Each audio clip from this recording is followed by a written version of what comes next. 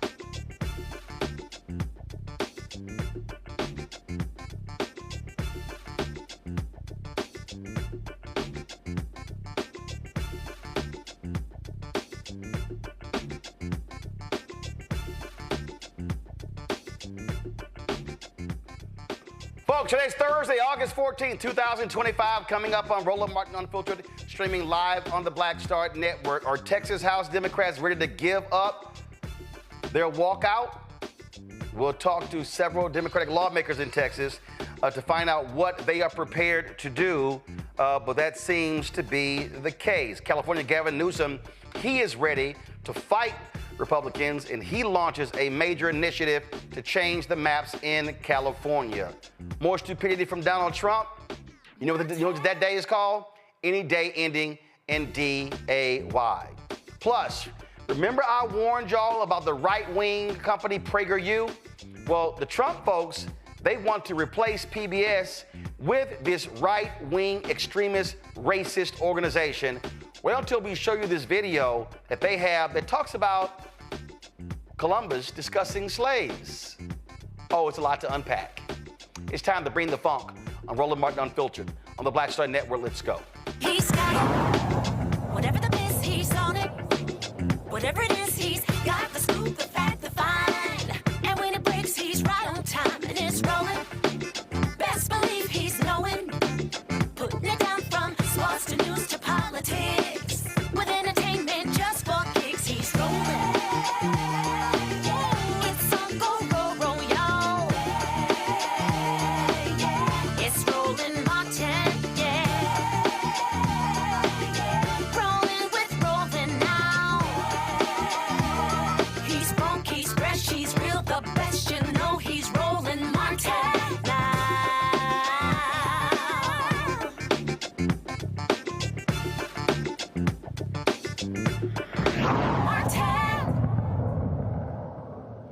The fight over the racist gerrymandered maps in Texas continues. Texas Governor Greg Abbott and Republicans say they will end the first special session tomorrow and immediately gavel in a second special session. Now, keep in mind, they should be focusing on flood relief in Texas because of what happened in Kirk County. Some 130 people died. Nope, that's not what's important. What's important is kissing Donald Trump's ass and giving him 5 Republican districts. They've already withdrawn the maps. Now, they have not voted on the maps in the House because 51 Texas Democrats have walked out, keeping them from having a quorum. Now, the other day, what took place in the Texas Senate? This took place. 9 Democrats walked out in Texas, but 2 remain, allowing the Republicans to actually vote and approve those maps. Now, what makes no sense to me is why in the hell did those Democrats stay? Well, 2 of them explain why they stayed, and still to this day, I don't understand why they did because it makes absolutely no sense. I'm going to read their comments in just a moment. Let me welcome a couple of folks to us. Texas Legislative Black Caucus Chair Ron Reynolds joins us. Also, State Representative Charlene Johnson. Glad to have both of you on the show. And also, we have State Representative Jolanda Jones. Must first talk with Caucus Chair Ron Reynolds. Chair Emeritus. Chair Emeritus, okay, Chair Emeritus, okay. So, y'all have been gone. Many of the folks in Illinois, some remained in Texas. They've not had a quorum. and I have been getting calls all day from folk back home in Texas. A number of state lawmakers, been talking to staff and aides, talking to civil rights leaders, religious leaders. And what I've been told is that Democrats are going to give in. They are going to return to the Capitol and allow for the Republicans to have a quorum and allow for these seats, for these districts to be changed. What is going on? Well, Brad, it's always good to be with you. And, you know, I'm going to keep it 100 with you. And I'm happy to be joined by two of my amazing colleagues, Representative Charlene Ward Johnson and Representative Jelana Jones. The Texas Legislative Black Caucus has been 10 toes down leading this fight. When we broke quorum, our goal was to stop the first call special session, raise the alarm bells to make sure that other states like California, New York, Illinois, that if Texas passed a racial gerrymander, that we would make sure that other states did the same damn thing. We want to stop the map. The ultimate goal, though, we knew that with Governor Abbott having the ability to call special session after special session after special session, that we could only delay it so that our lawyers could be in a great position to then file injunctions in the court. And we've been working with our lawyers. I've been on the phone with Attorney Gary Bledsoe. I know Representative Jelana Jones has been communicating. We have gotten, I've been on the phone working with Derek Johnson, the national NACP president. We have LDF, the Lawyers Defense Fund, all ready to go to action if and when the maps are passed. We knew realistically that we could never kill it indefinitely because Governor Abbott could then move, because Governor Abbott could move the primary date that's scheduled for March. He could go and have that primary date move back to May, June, July, and then therefore they would have more time to pass the map. No, because here's the problem with that. The Supreme Court has consistently said in numerous cases where maps are locked in to give the people an opportunity. In fact, when Alabama and Louisiana, when they voted on their racist maps, they voted on it, and they did that early in the year. In Louisiana, for instance, they approved their maps. This was back in 2022 or 2023. They approved their maps early in the year. It was like February. Their primaries were in August. The general election was in November. The Supreme Court, there's a legal challenge. The Supreme Court said they were locked in. That has been very consistent. So what I don't understand is if you have, now granted, Supreme Court can do whatever they want, but that's right, bro. You know that. Yes, but the Supreme Court has been consistent in terms of locking maps in to give the voters an opportunity to vote properly. And so it's so if Abbott wanted to try to push it to put to May or June, well, then that meant that the primaries would be then still got a general, and based upon what the Supreme Court has done before, that would not be enough time. So what I don't that's the advice of the attorneys that are supposedly be the experts on redistricting, the constitutional attorneys. That is based on their advice. They want to be able to have the maps in time to be able to file the injunction to get adjunctive relief in the court. But here's the problem. This is what, again, I need to understand here. I'm going based upon what we saw in Alabama, what we saw in Louisiana, literally in the last 5 years. We saw this with the commissioner's race in Galveston County, where when the maps were changed, the Supreme Court says if there's enough time for there to be a lawsuit which forces them to redraw the maps, then fine. But if there's not, then they lock it in place. What I don't understand is if you wait until, let's say, December, okay, right now. So that means, let's say y'all go back, fine, on Monday. Within 30 seconds, they're gonna approve the new maps. Done.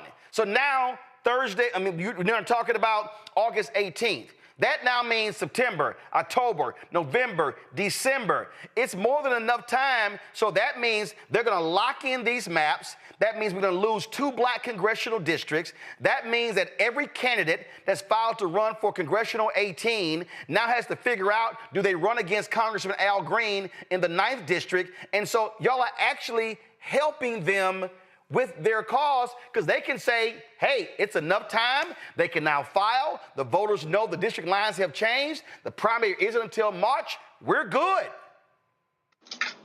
Well, Roland, I think that what you're saying is plausible, but again, we're relying on the experts of the attorneys. And on top of that, one of the main goals was to get California to get off of their ass and other blue states to get off their ass. I'm sorry, We raised Representative Reynolds. I'm sorry. This is the issue for me. This is the issue that I have. I am 56 years old. My parents are from Texas.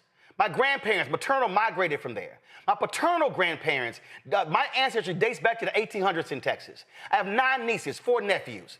My nephew just had a child.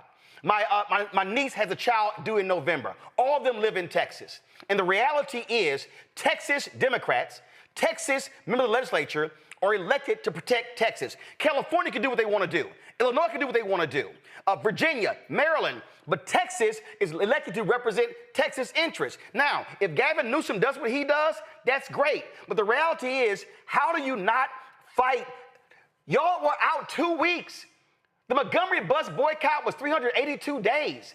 So are you saying that that's it? One session, we're going to go back, then we're going to fight?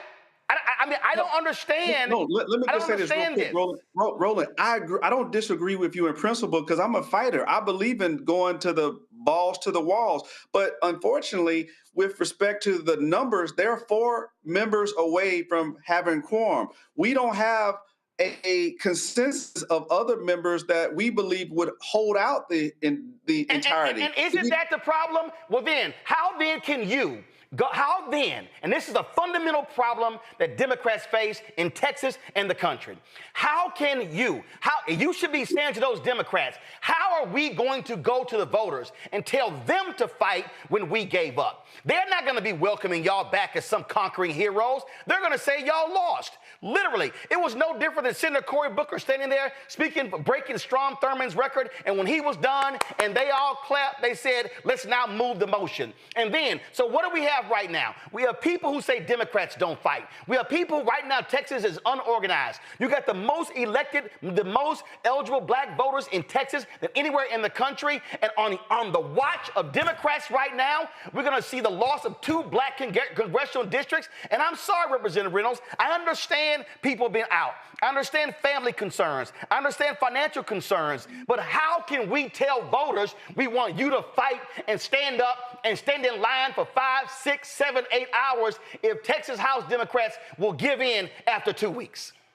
I'll pass it, but I want to say this. If it was up to the people that were on this Zoom, or if it was up to the Legislative Black Caucus, we probably wouldn't be having this conversation. But this conversation, will there be any member of the Black Caucus who shows up on Saturday or Monday to allow them to have a quorum?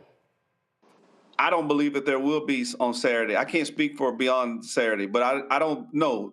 Friday, Saturday. I'm going to tell you right now, if there is a single African American who shows up to allow them to have a quorum, that person should be challenged, primaried, and I'm telling you right now, should be defeated.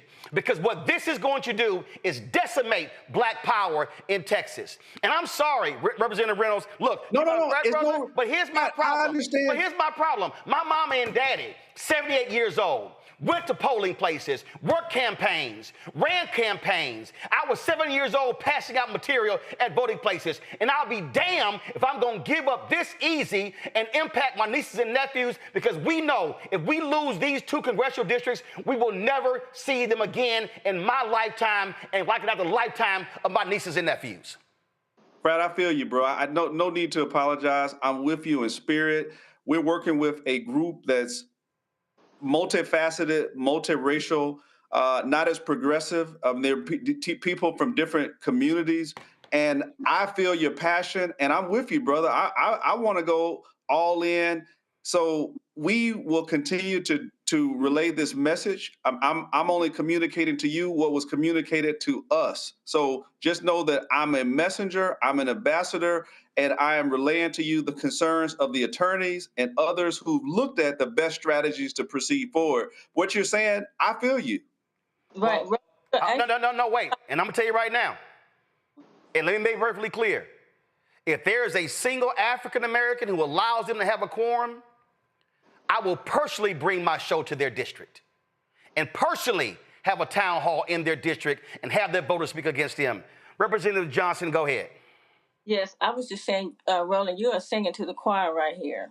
We understand what you're saying, and we started this, like Ron said at the beginning, to fight this because it is our districts that are being impacted. It is our voices being impacted.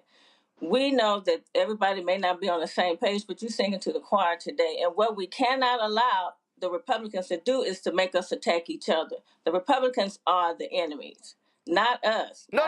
Representative Johnson, I'm sorry. The enemy are the Republicans and the enemy are weak Democrats. That's the enemy. And what we find in Texas right now is that that's one of the fundamental. Listen, I'm still registered in Texas. Matter of fact, I am registered in Congressman Jasmine Crockett's district. And what I'm saying is, again, here's a perfect example. This is just real simple for me. 9 Democrats walked out in the Texas Senate. If the other 2 had walked out, they couldn't have passed the maps. Right. So what I don't understand is, why did the other 2 stay? They could have walked out. Right, but we did. No. But that's the perfect example I'm talking about.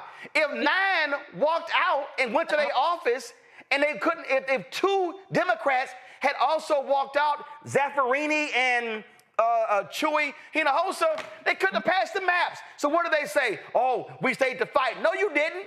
You stayed to lose. So you're going to go into their districts, into those 2 Democrats that stayed, you're going to go in their district? You goddamn right I ain't got a problem doing it, because this is the problem. And I'm telling y'all right now, black folks are saying, oh, Democrats, y'all want us to fight, organize, mobilize, swing, and put all the work, and then when we do, then you don't even have the gumption to force a second or a third session. You give up after 2 weeks. Representative Jones, go ahead. So I 1,000% agree with you. You're on mute, No, she's here. We hear. I'm 1,000% in line with you. I ain't gonna be there on Saturday or Monday. Let me be clear. If this is my respectful opinion, if we go with them, we allow the people who are not losing seats. Okay, the people that are losing seats are black people. Okay, they are losing seats, and we will never get them back. So I'm not gonna make it easy for them to not be courageous. I'm just not. I think it's wrong. I think that we can't ask our constituents to fight for us if we're not willing to fight for them. We had 4 special sessions in the 88th legislature. We've been here for not even 2 weeks. Monday will be 2 weeks. So we will not have even held out for 2 weeks. I don't know how my law practice is gonna be when I get back from here. And I've got to figure that out. But right now, I always wanted to have a civil rights moment where I could show people who my grandmother and mom raised me to be. And this is that moment in time. I understand people have different reasoning for what they're doing, but I'm not going to do it. I literally woke up this morning crying. Because why would I let California do what I can do my damn self? True story. And even if California is able to pass their maps, that doesn't stop CD. And let me be clear, my district, House District 147, has 3 of the districts in it. I share constituencies with CD9, with CD18, and with CD29, and I live in CD18. My constituents will not have the opportunity to elect 2 or 3 people who think like us. And us spreading the word and getting the word out, and California or Illinois or New York doing whatever it is they do, doesn't change the fact that I ain't gonna handle sufficient black representation in Houston, where I live, and allow us to pick the person. And the same thing is true in Dallas. And so I'm not a sheep at all. I'm not gonna just follow because that is like what people are saying to say. You know, I'm willing to hold out as long as I need to. I know the Montgomery bus boycott lasted for over a year, right? People struggled. People had to figure out how to get to work. People lost their jobs. And this was for over a year because they understood that the only way to get white folks to pay attention was to hit them in the pocketbook. And they thought they could outlast us. So you ain't got to worry about me. I ain't going nowhere. And let me be clear to anybody who says I'm not team House Democratic Caucus. No, I'm team HG 147. I'm team my constituents. My constituents are what matters. So that's all. I ain't making no mistakes. like I said, sometimes in life, decisions are hard. Sometimes in life, you got to make them. And I make a decision to stand with my constituents. I'm not making a decision to make it easier for the Democrats to go back. And let me be clear, if we go back to the House, we are going to be slaughtered, okay? There are 88 of them and 62 of us. They don't listen to us. They shove stuff down our throats all session. Very, very, very, very, very bad bills, right? So when I fight to win. I don't fight to win the messaging. I don't fight to end a session. My fight is to stop the maps. And if we stay with a quorum, and back to the whole legal thing, let me be clear. If we stayed till March or June, guess what? There would be no maps to change the game. There would be no maps. There would be no maps. So the same districts that we have right now would still be in place if we stopped them from doing it. So I'm a lawyer. That's legal fiction. People can say stuff. I cannot let people be on me and tell me it's raining. I'm just not going to believe it. If we fought, if we stopped it, there would be no new maps for people to vote on. Period, point blank. Friday, I had State Representative Sophronia Thompson on, longest-serving House member ever, and we talked about Senator John Cornyn asking the FBI to come in and come after them. This is what she actually said about that. It's a civil warrant. It's not a criminal warrant. And number three, Tom DeLay tried it in 2003 when we left and went to Ardmore, Oklahoma. He wanted to send the FBI and pick us up and bring us back to Texas, and they did not get involved, and that was a Republican administration during that time as well. These are civil warrants and not criminal warrants, and they don't have to look for me. I tell them where I am, and I can send them a map and direction, driving direction, and everything. They can locate me real well. Well, so here's my point here, Representative Reynolds. One of the things that Dr. King always talked about, that I need an antagonist to my protagonist. And the reason the movement did not succeed in Albany, Georgia, because the sheriff was smart. He was college educated. But then they went against Jim Clark. They went against Bull Connor, because he understood I need an antagonist. So this is what I don't understand. If I'm going to go back, let's say I'm a House Democrat, and I'm going to go back, I ain't going to make it easy on them. I'm going to say, come get me. And matter of fact, if you come to my house, we're going to have the cameras there, and I'm going to kneel in my front yard, and then you're going to have to physically put me in a car. But what I'm not going to do is willingly walk to the state capitol. I'm not going to make it easy on them. I'm not going to make it, no, I'm going to make it hard on them. And so are you saying that to the other Democrats, that we going to make it easy? We just going to walk back to Austin and think the people going to say, oh, glad to have y'all back. The last 2 weeks was great. No, you got to make it hard on them. What are Democrats in Texas doing to make it hard on them instead of making it easy walking back in? Well, Roland, again, Fred, I feel your passion, and I agree with the sentiments of what Representative Jones said. And just for context, if you look back at the empirical data on this, I was one of the first to say we need to break quorum. So I do believe in the spirit of good trouble, necessary trouble. I was one of the ones with Jasmine Crockett back in 2021 that says we need to break quorum and go to D.C., and we did. So I feel you, Frat. The only problem I'm telling you is that everybody ain't built like us, okay? Well, then everybody who ain't built like us also need to be called out. Because, see, these are the same folk who want us to put it on the line, but when it's time for them to put it on the line, they punk out. Well, Frat, to be honest with you, I know for a fact that they would be able to make quorum. That many people say, I didn't sign up for a second quorum break. I'm just going to be transparent with you. We had to push and do everything we could to get them to do this quorum break right here, right now. So we tried to move the needle, but the resistance was, hey, I got to do this. I got a wife. I got a spouse. I got a job. I got this. I got that. I can't do another 30 days. So we would not likely have the number that we need, 51 strong, to be able to have a continued quorum break. That is the real honest to God's truth. That's being transparent, keeping it 100, keeping it real.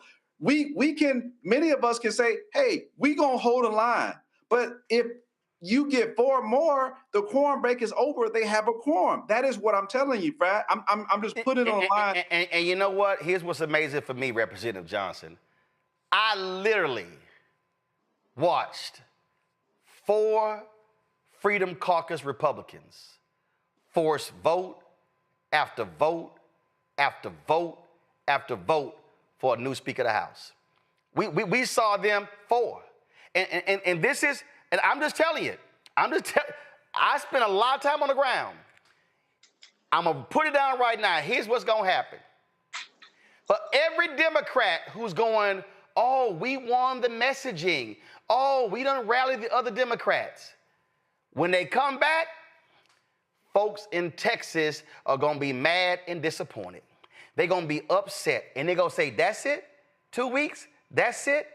And I'm telling you, it's going to be harder to motivate young folks in Texas, to motivate other folks in Texas to vote out folks in these state seats, because they're going to say, why should I vote for a party that folded so easily? Your response to that?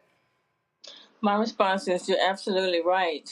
They want to see Democrats fighting, and we have to continue this fight. I wholeheartedly agree with you. And like I said, you talk to 3 people that are here, 10 toes down. We have to show that we are fighting. We are not giving up the fight. We are not giving up that fight. And I can understand, you looking at what you're hearing. We haven't confirmed when we were coming back. Us 3, you haven't heard us say that. We didn't say we was coming back on any of those days. First of all, you don't have to, ma'am, no disrespect.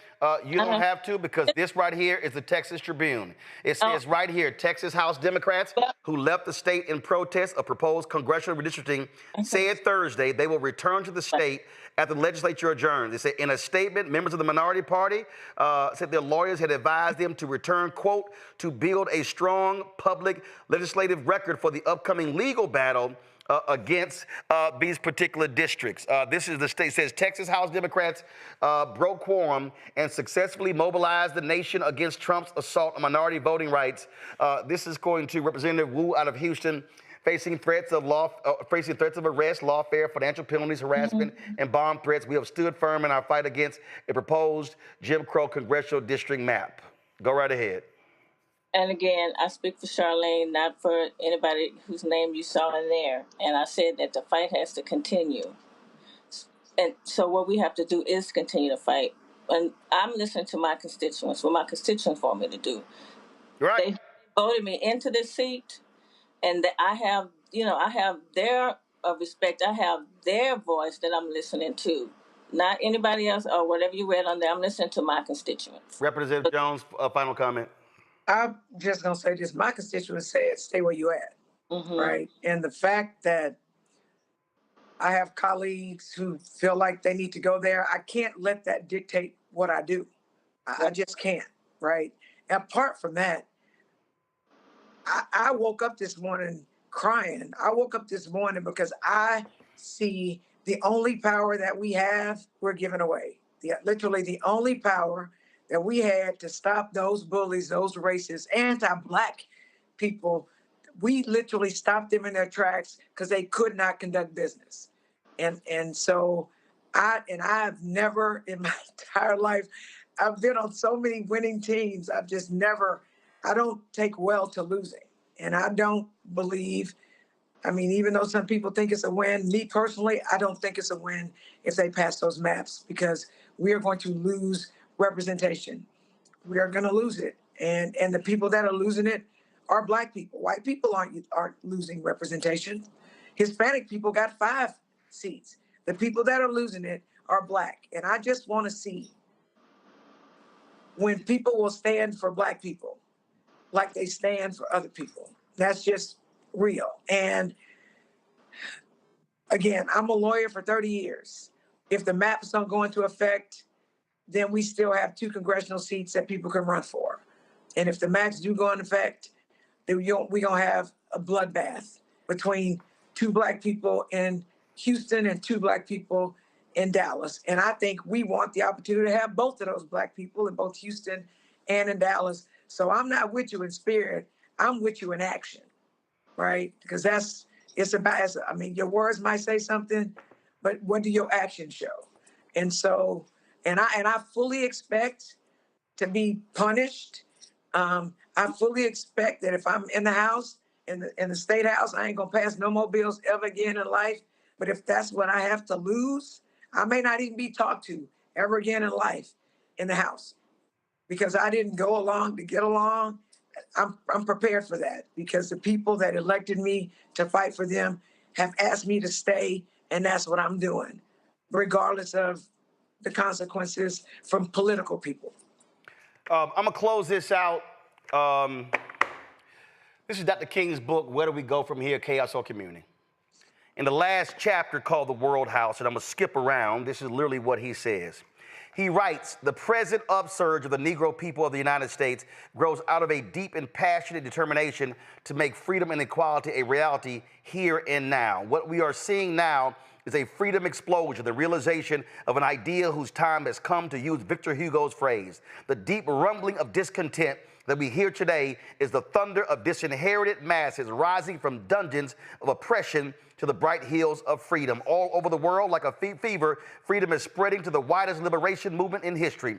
The great masses of people are determined to end the exploitation of their races and lands. He says you can hear them rumbling in every village, street, on the docks, in the houses, among the students, in the churches, and at political meetings. Oppressed people cannot remain oppressed forever. The yearning for freedom eventually manifests itself. Then he says something within has reminded the Negro of his birthright of freedom, and something without has reminded him that it can be gained. Consciously or unconsciously, he has been caught up by the spirit of the times, and with his Black brothers of Africa and his brown and yellow brothers in Asia, South America, and the Caribbean, the United States Negro is moving with a sense of great urgency toward the promised land of racial justice. Nothing could be more tragic than for men to live in these revolutionary times and fail to achieve the new attitudes and the new mental outlooks that the new situation demands.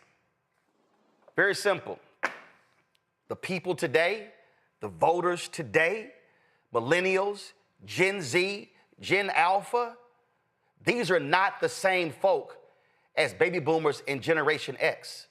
And the reality is, fewer African Americans are self-identifying as Democrats. People are saying, I don't see fighters, I don't see people standing up. And what they're also saying is exactly what Representative Jones says. We have been the backbone of the Democratic Party. We have been the ones who have withstood the battles and the fights and have carried the torch. And when the hell do the other folks stand up and fight as hard as we do? I understand every single point that you've made, Representative Reynolds, Representative Johnson, Representative Jones. But I'm telling you right now, y'all should go back to that caucus and you tell Representative Wu and you tell Tallarico and you tell Anachi and tell the rest of them, they are going to have a problem when they let these racist maps go through, and they going to look up, and if you think Black folks have said we sitting out and we going to spend times doing line dances, boots on the ground, they are in for a rude awakening when they come to Black churches and Black neighborhoods and say, where you at? And the response is going to be, where in the hell were you at? We needed you the most. I thank all three of you for your work. And again, let every member of the Black Caucus know, any member who stands with these Republicans and gives them a quorum, I'm putting their names and their faces on this show every single day, because they got to be called out. And let me be real clear. I understand other folk, but this show centers African Americans. Let those Black members know that if they buckle, they will be called out. Roland, may I say one quick thing? I literally got to go to a break. My panel's next. I appreciate all three of you. Thank you, sir, very much for your service and your fight. Thanks a lot. Got to go to a break. I'll be right back. Roland Martin Unfiltered on the Black Star Network.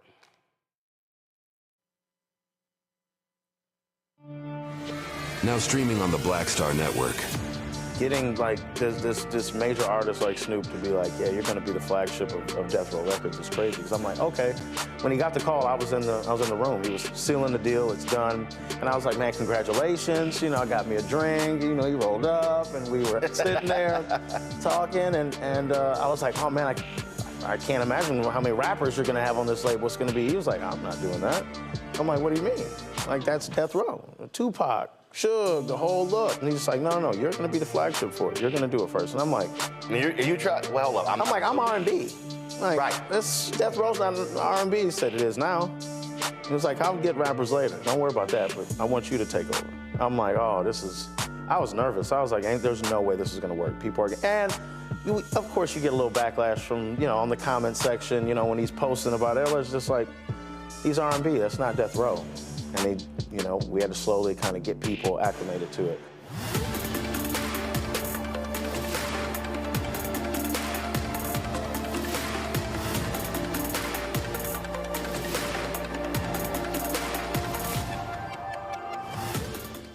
Hey, this is Motown recording artist Kim. You are watching Roland Martin Unfiltered.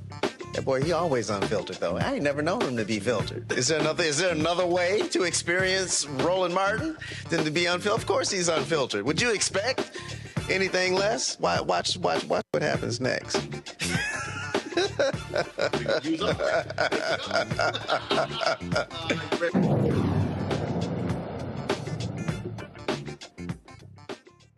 Reese Colbert is the host of Sirius XM radio show, The Reese Colbert Show. Joining us from D.C., Dr. Greg Carr, Department of African American Studies, Howard University, host of The Black Table on the Black Star Network. Reese, I'll start with you.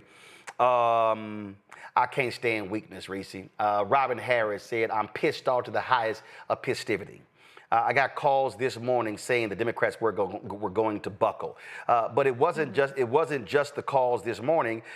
In fact, last week, Representative Anchia was on this show, and when we talked to him, he literally laid out that this was the plan, that this was the agenda, laid out, well, we got folk, it's a lot going on and stuff along those lines. And when he was talking, I was sitting there going, I said, okay, here they go expressing his weakness, here they go. And I'm telling you, they think it's just going to be business as usual, and it's not. I mean, I'm going to do this here. I'm going to play for you exactly, go ahead and roll. This is what he said on this show Friday.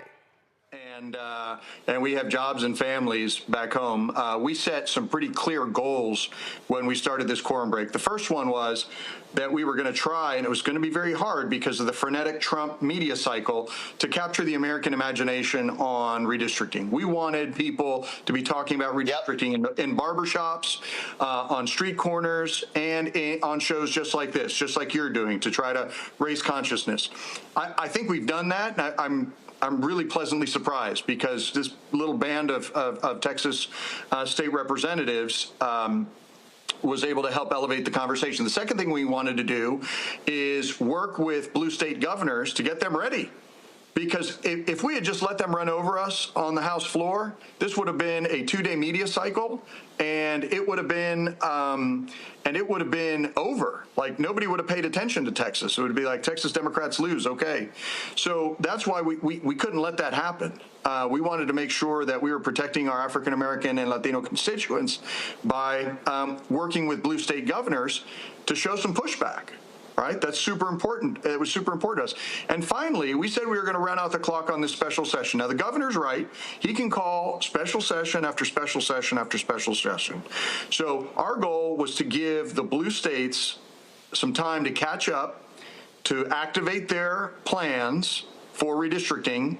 But at some point, we're going to have to go back and fight this on the House floor, and we're going to have to fight it in the courts, especially since there's some clear violations of Section 2 of the Voting Rights Act. And that's kind of our strategy. So if we can tick the box and say, national conversation, blue state strategy to counteract the 5 from Texas, and we understand that we have a delegation in California today meeting with Governor Newsom. They're ready to roll. And we run out the clock on this special session, we will have succeeded, and the rest is up to blue state governors that have the trifecta of the House, the Senate, and the governorship to really counteract this stuff. You ain't gonna succeed shit, Reese. What's gonna happen is you're gonna go there, they're gonna gavel that sucker in a session, and they're gonna pass this bill in less than 60 seconds. This is where Democrats fucked up. Democrats have the delusional idea that they are ever going to get an A for effort, that they're going to get a credit for trying. Right. Oh my God, that was great. I mean, y'all are heroes. Y'all sat out 2 weeks. Yay.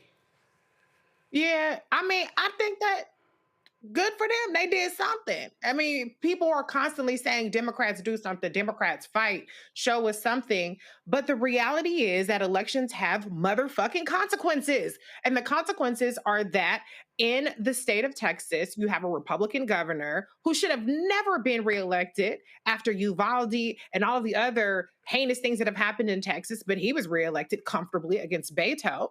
You have a Republican control of the Senate and the representatives over the House, whatever it's called in Texas.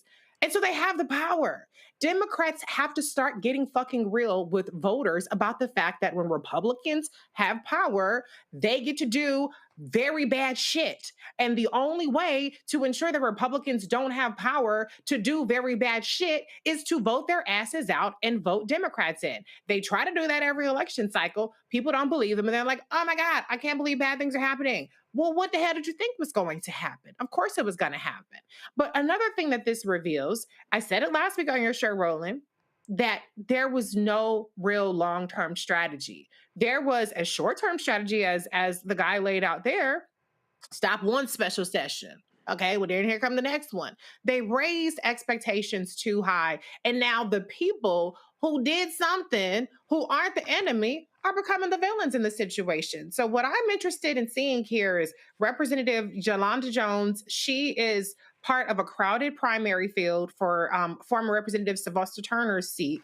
I'm interested in seeing if those voters decisively reward her with that seat in the primary, and they say, you know, we want a Yolanda Jones. No, no. She's filed for District 18. There's not going to be a District 18. Well, I don't know. No. No. Let me walk you through this here. There are about 20 people who have filed to run for District 18. That's the district held by the late Congressman Sylvester Turner, Congresswoman Sheila Jackson Lee, Craig Washington, Mickey Leland, Barbara Jordan. Republicans are getting rid of that district. They have moved the line so Congressman Al Green, who is currently in District 9, who's currently living in where he is, they've moved his house to District 9. He is going to run for re-election. So 18 is being wiped. But is there not a special election happening here? No. Follow me here. The election, there's a special election, but here's the problem. You're gonna have the special election, but that seat's gone. So here's the deal: they have to file for that seat. The filing date, I think, is September.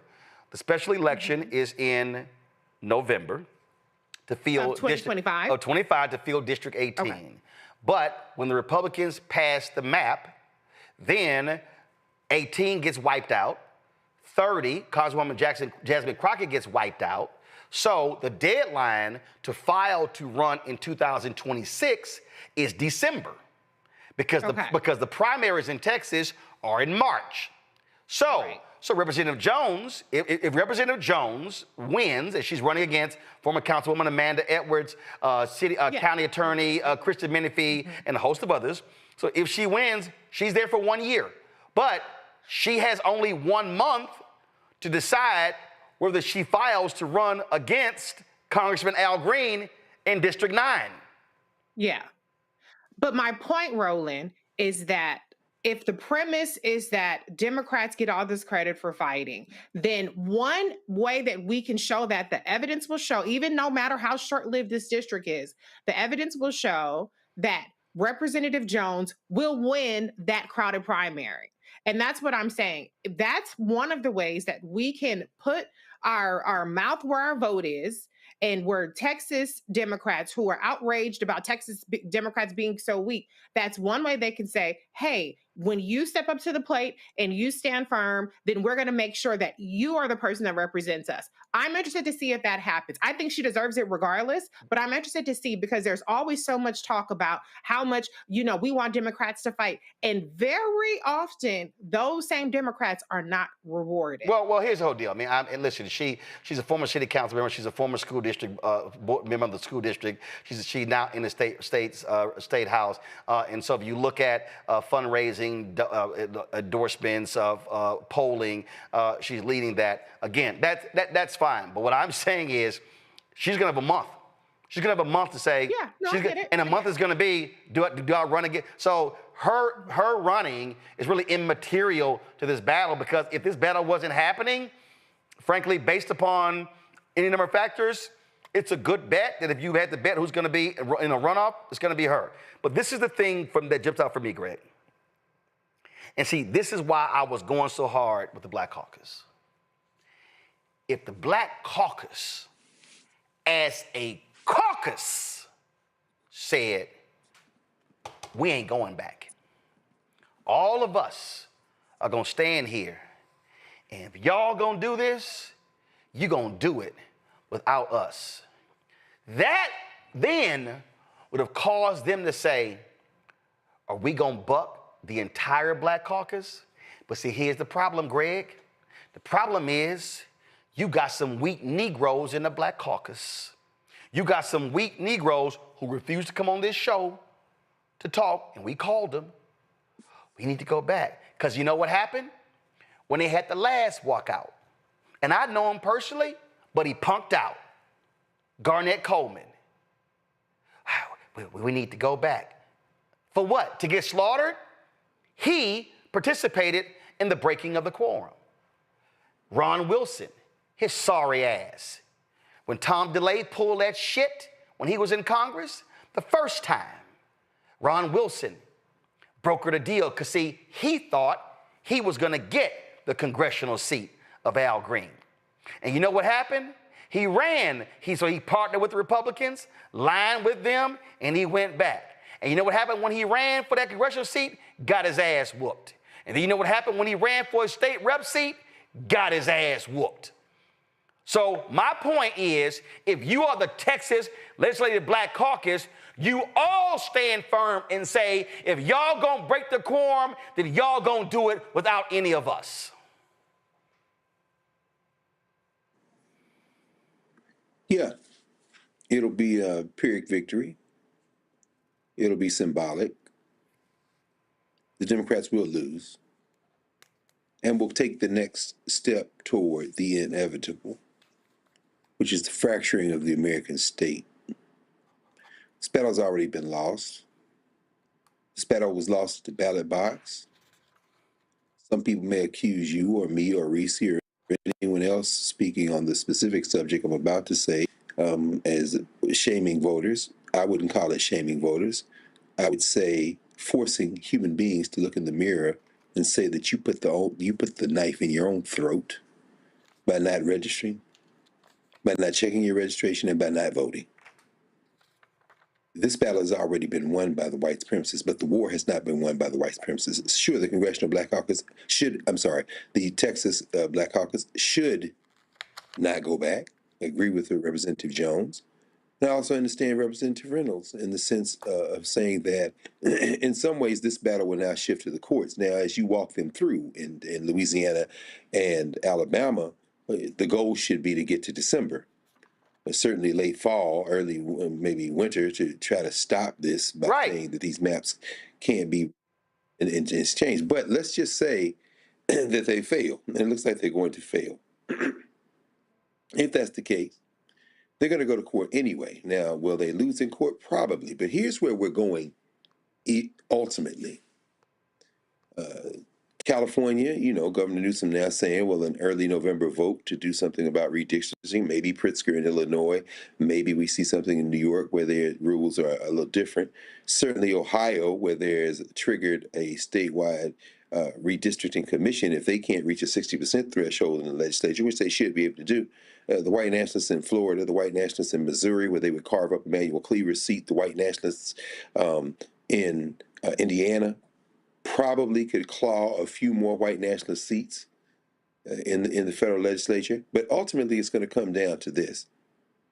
The type of outrage that you exhibited there in that conversation with Representatives Reynolds, Johnson, and Jones is not going to be shared by millions of black voters in this country who have simply tuned out.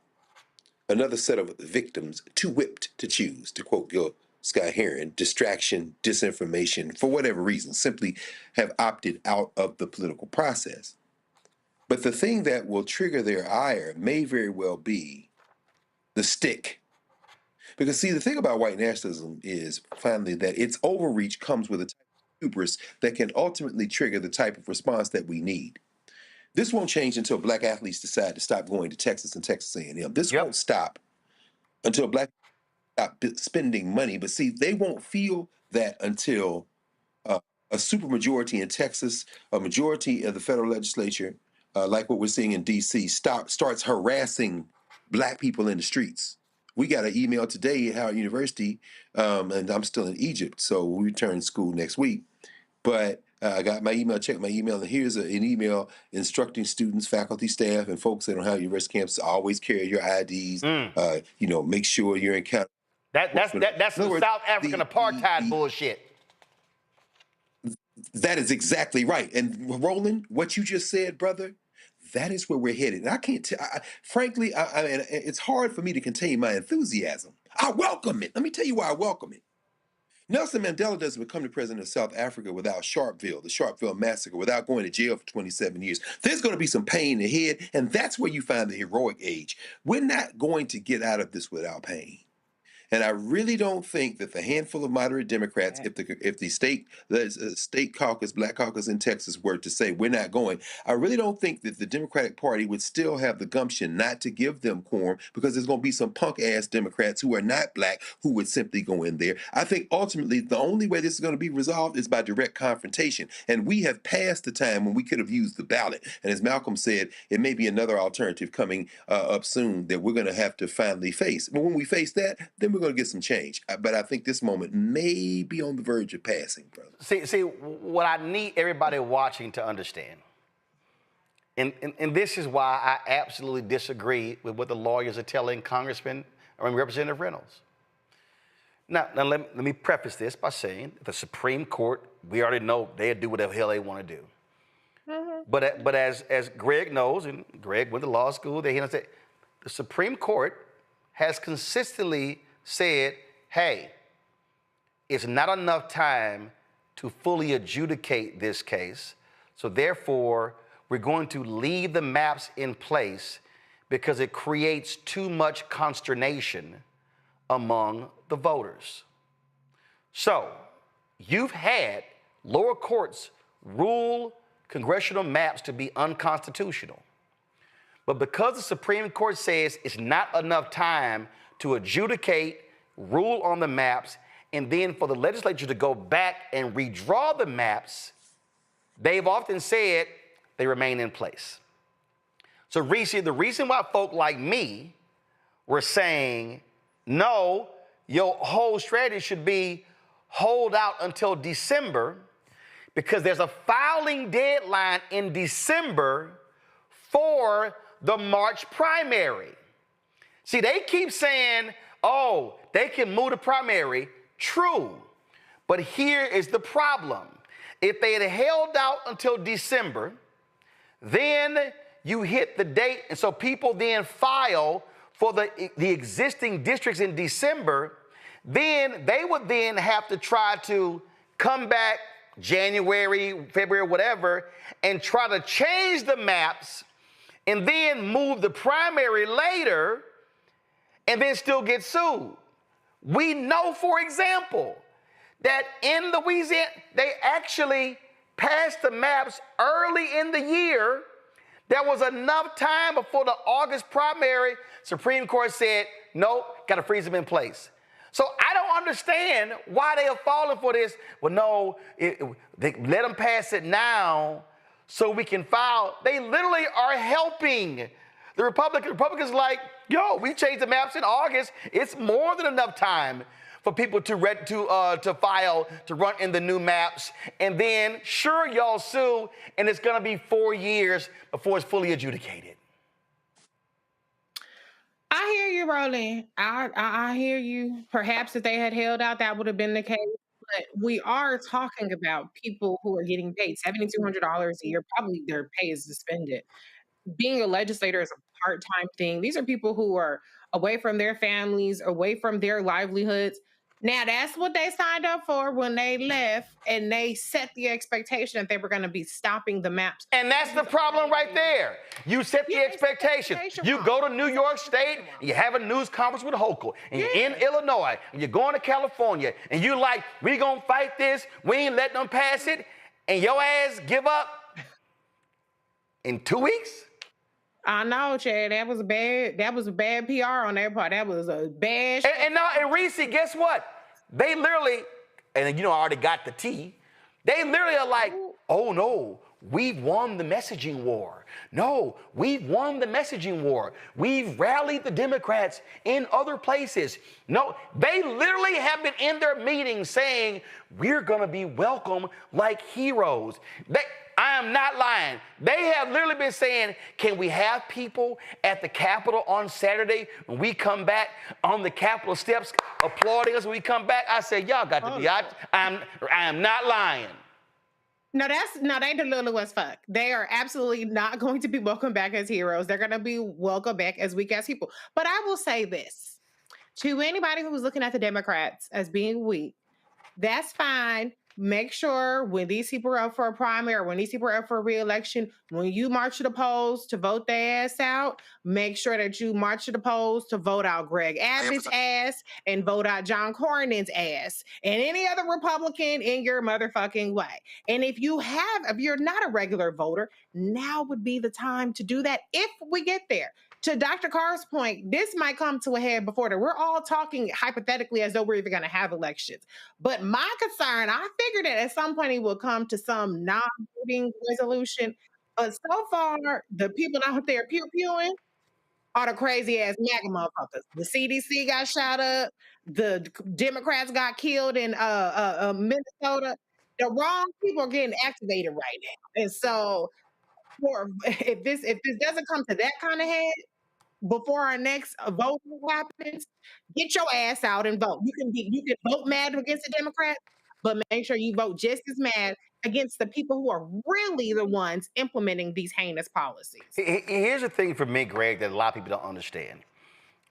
First of all, in Texas, it's in the Constitution. It's by design that it's not a full-time legislature, okay?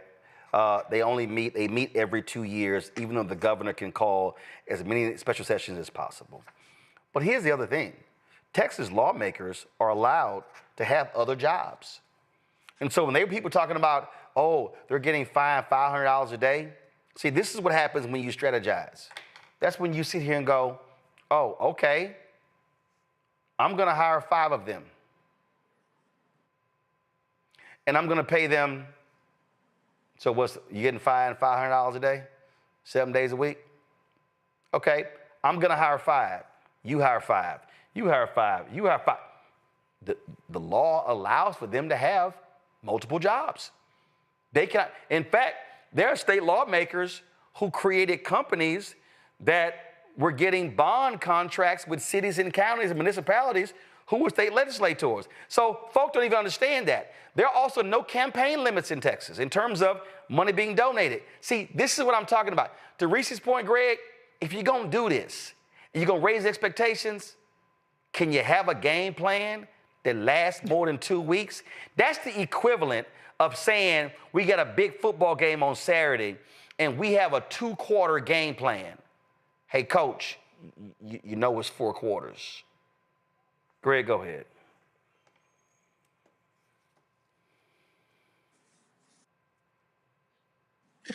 It's true. And this is really where, Roland, you've identified the real.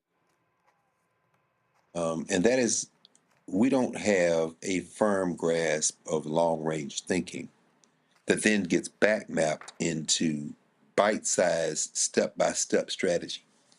the purebred religious racists, and I call them religious racists because they're religious extremists. Russell Vogt, Kevin Roberts, and so many others associated with Quarterbacks of Project 2025, which people look at as a political document, and it is, but it's been driven by a white nationalist, cultural, theocratic foundation. What we're seeing in Texas is anti-Black racism being the jet fuel for this type of political strategy. Now, of course, a lot has been made of the fact that this proposed redistricting would create some Latino plurality districts. Yeah, 5. Greg Abbott says 5 Republican-leaning Latino districts. Right. But the problem is that now these white nationalists have moved to cracking and packing Latinos. And they are relying on anti-Black racism to inform enough people in the Spanish-speaking community in that now Latino plurality state of Texas to peel off those votes by having these people vote against Black people. Now, then what should our response be? Well, if we had a long-range view, we would understand a couple of things. Number one, white nationalism is permanent in this country. It is foundational to the country. And number two, you can't appeal to white nationalists to attempt to beat white nationalism by appealing to white nationalists. Right. So your long range would be to break the back of white nationalism by embracing a Black first strategy, and then the bite-sized steps in terms of implementing that long range vision in a step-by-step process is to say, as Black people, we represent the of Black people first, but that Black first strategy also benefits everyone else. Now, what do I mean? So when you go to now a Latino plurality district, a new one, you say, look, these white nationalists hate you. They've cracked and packed your district. And some of y'all hate us. I'm not here to make you like me. I'm not here to convince you that I'm a human being. I'm here to say that you are a racist, but now you're a racist with a food bill that has exploded. Now you're a racist with a power bill that has exploded. And campaign for you to like me, what I'm going to say is that the people who hate me hate you as well. Boom. If we come together, you can still with a lower medical bill, a lower electricity bill, and we can have a beer and fight each other in the street, and that's just fine. But what we have to understand is we got to stop pretending as if we can woo voters already who don't participate, but the ones who do. Quit pretending as if we can woo voters by somehow gussying ourselves up, washing our faces and combing our hair in a certain way and saying, kee hee, see, we're harmless. No, you got to fight these people. I like the way that shows up. And I'm saying that's a winning strategy, even with white nationalists who will say, I hate you, but I'm still going to vote for you because I can hate you in a house where my heating bill and my cooling bill isn't exploding. That's how you implement a long-range strategy in a short-range fashion. But in order to do that, we've got to look long-range. And long-range is this a white nationalist country, and it's always going to be one. So to close this out, and Risa made this point, congressional districts are gerrymandered. State rep districts are gerrymandered. State Senate districts are gerrymandered. But you can't gerrymander in the presidential race, or the United States Senate, or the governor, or the Attorney General, or the Secretary of State, or the Land Commissioner, or seats on the Texas Supreme Court. Those are all statewide seats. And so I have been saying this to Greg's point about Black first. Y'all, and can't nobody say I ain't been saying this, but I've been real clear why you must give your money to Black Voters Matter. Give the money to Black groups that are mobilizing Black people on the ground. How many times have y'all heard me say that if we vote at 70% of our capacity, if we vote at 70% of our capacity against these white nationalists in Texas, and let's be real clear, y'all, George W. Bush beat Governor Ann Richards. Then when he ran a second time, he ran against what they call a unity ballot. You had a rich Latino banker running for governor. You had a black man who was mayor of Dallas and Ron Kirk running for United States Senate. And then you had a white man in John Sharp who was running, I think it was for lieutenant governor. And guess what? They all lost. So they presented this multiracial coalition. And Republicans have controlled Texas politics for the last 25 years. They own it. Every statewide office. And the reason they keep winning, there are multiple reasons. But one of the reasons is that the 254 counties in Texas, Democrats only have 81 county offices. That's one. But the second reason is because malaise. People have just been so upset. Well, you know, we can't do anything. When Beto lost against Greg Abbott, 75% of young people under the age of 30 That's right. did not vote. Texas has more eligible black voters than any state in America. Texas is an unorganized state. It is a state that's not been mobilized. And what I'm saying to black people, if any black member allows them to have a quorum, you primary them and you take them out. But then what you do is you absolutely take out Ken Paxton or John Cornyn for United States Senate. And then what you do is you take out, in 2028, That's right. you take out Abbott. You spend the next 3 years mobilizing that state and telling folk, y'all still want to live underneath this here? You mobilize young women to say, do you see how many women in Texas are dying because of these anti-abortionists, literally dying because they're being denied services when they have complications from pregnancy? Do y'all understand that I have a niece who is due, my oldest niece, my grandparents' oldest grandchild, who is due in November? I'm fucking scared to death because these assholes, if anything happens with her pregnancy, because of these assholes, she may not get the proper care because of the laws that they have established. See, to Greg's point, to a lot of folk, the shit ain't real till it get personal. And so earlier today, I was sitting in the chat and some folks were like, man, Roland, I understand, but you want the folks to do this here and do that here, but a lot of us are comfortable. I said, God damn it, I ain't comfortable.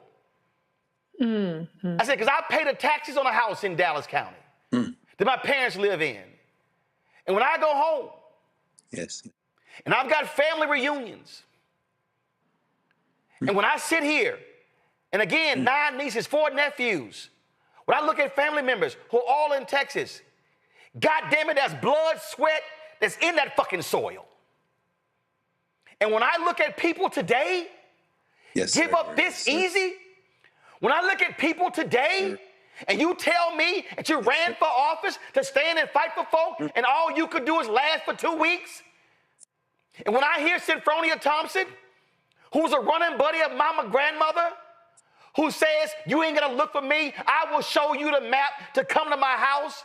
Don't tell me you're going to walk back willingly to the state capitol. Don't tell me you're going to sit here and say, well, we're going to go over there and we fight. No, you're not. And if you didn't want to fight, then goddamn it, leave. Let somebody else in that position. Because what we are talking about is a battle that's generational.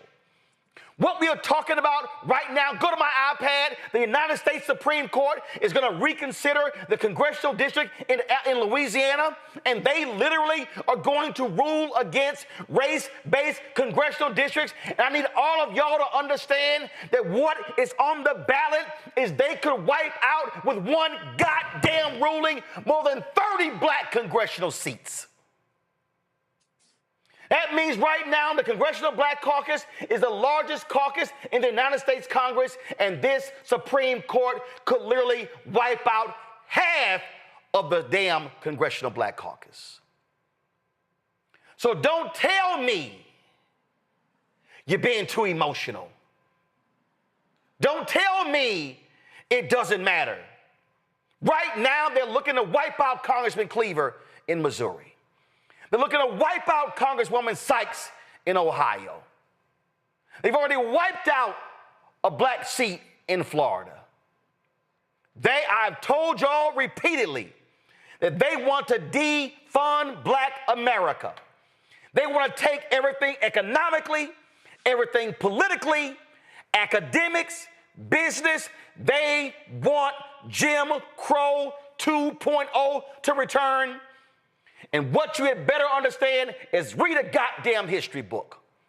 Because this is exactly what happened after the 1875 decision. This is exactly what happened after Plessy versus Ferguson, when they wiped out Black representation in Congress. Go read the speech of that last Black Republican who was from North Carolina. The reason the Congressional Black Caucus Phoenix Awards is called that because he said to them, you may wipe us out now, but we're going to rise like a phoenix. Every single one of y'all watching, y'all want to understand why I'm trying to tell y'all, stop sitting here debating this bullshit, LeBron and MJ, and we talk about dance and everything. These white nationalists literally are trying to wipe out every Black advancement that we have seen, not since the Civil Rights Movement, but since Reconstruction. This is not a drill. This is reality. You had better understand, I'm not going to be silent while it happens. And if you are Black, if you're unwilling to fight, if you ain't got the spirit of Shirley Chisholm, of being unbought and unbossed, well, get your ass out the way and let some folks in who are ready to do battle. I'll be back.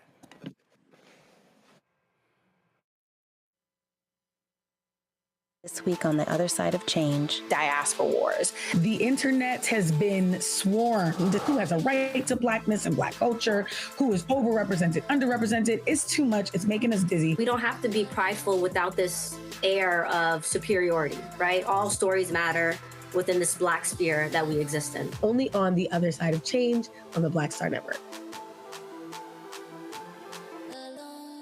Next on the Black Table with me, Greg Carr. The United States is the most dangerous place for a woman to give birth among all industrialized nations on the planet. Think about that for a second. That's not all. Black women are 3 times more likely to die in this country during childbirth than white women. These healthcare systems are inherently racist. There are a lot of white supremacist ideas and mythologies around Black women, Black women's bodies, even Black people, that we experience painless, right? Activist, organizer, and fearless freedom fighter Monifa Akinwole Bandele from Moms Rising joins us and tells us this shocking phenomenon, like so much else, is rooted in unadulterated racism. And that's just one of her fights. Monifa Bandele on the next Black Table here on the Black Star Network. On the next Get Wealthy with me, Deborah Owens, America's Wealth Coach, Black Americans have 1/10 the wealth of their white counterparts. But how did we get here? It's a huge gap. Well, that's why we need to know the history and what we need to do to turn our income into wealth. Financial author and journalist Rodney Brooks joins us to tell us exactly what we need to do to achieve financial success. You can't talk about why we are, as Black people, where we are, unless you talk about how we got here. Bridging the gap and getting wealthy, only on Black Star Network. I'm Russell L. Honoré, Lieutenant General, United States Army, retired, and you're watching Roland Martin Unfiltered.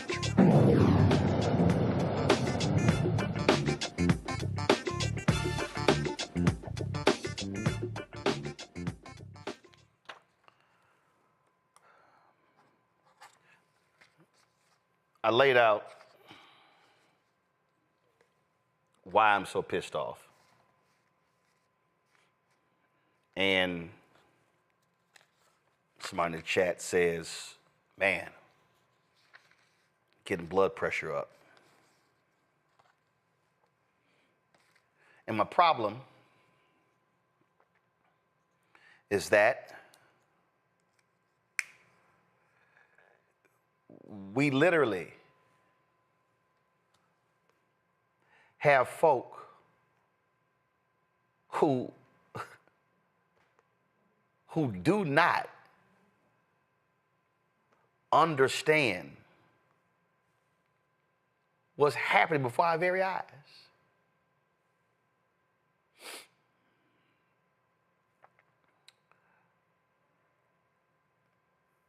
When Greg just sat here and talked about how university students, faculty, staff, the Mecca, that's what it's called. You hear the real HU.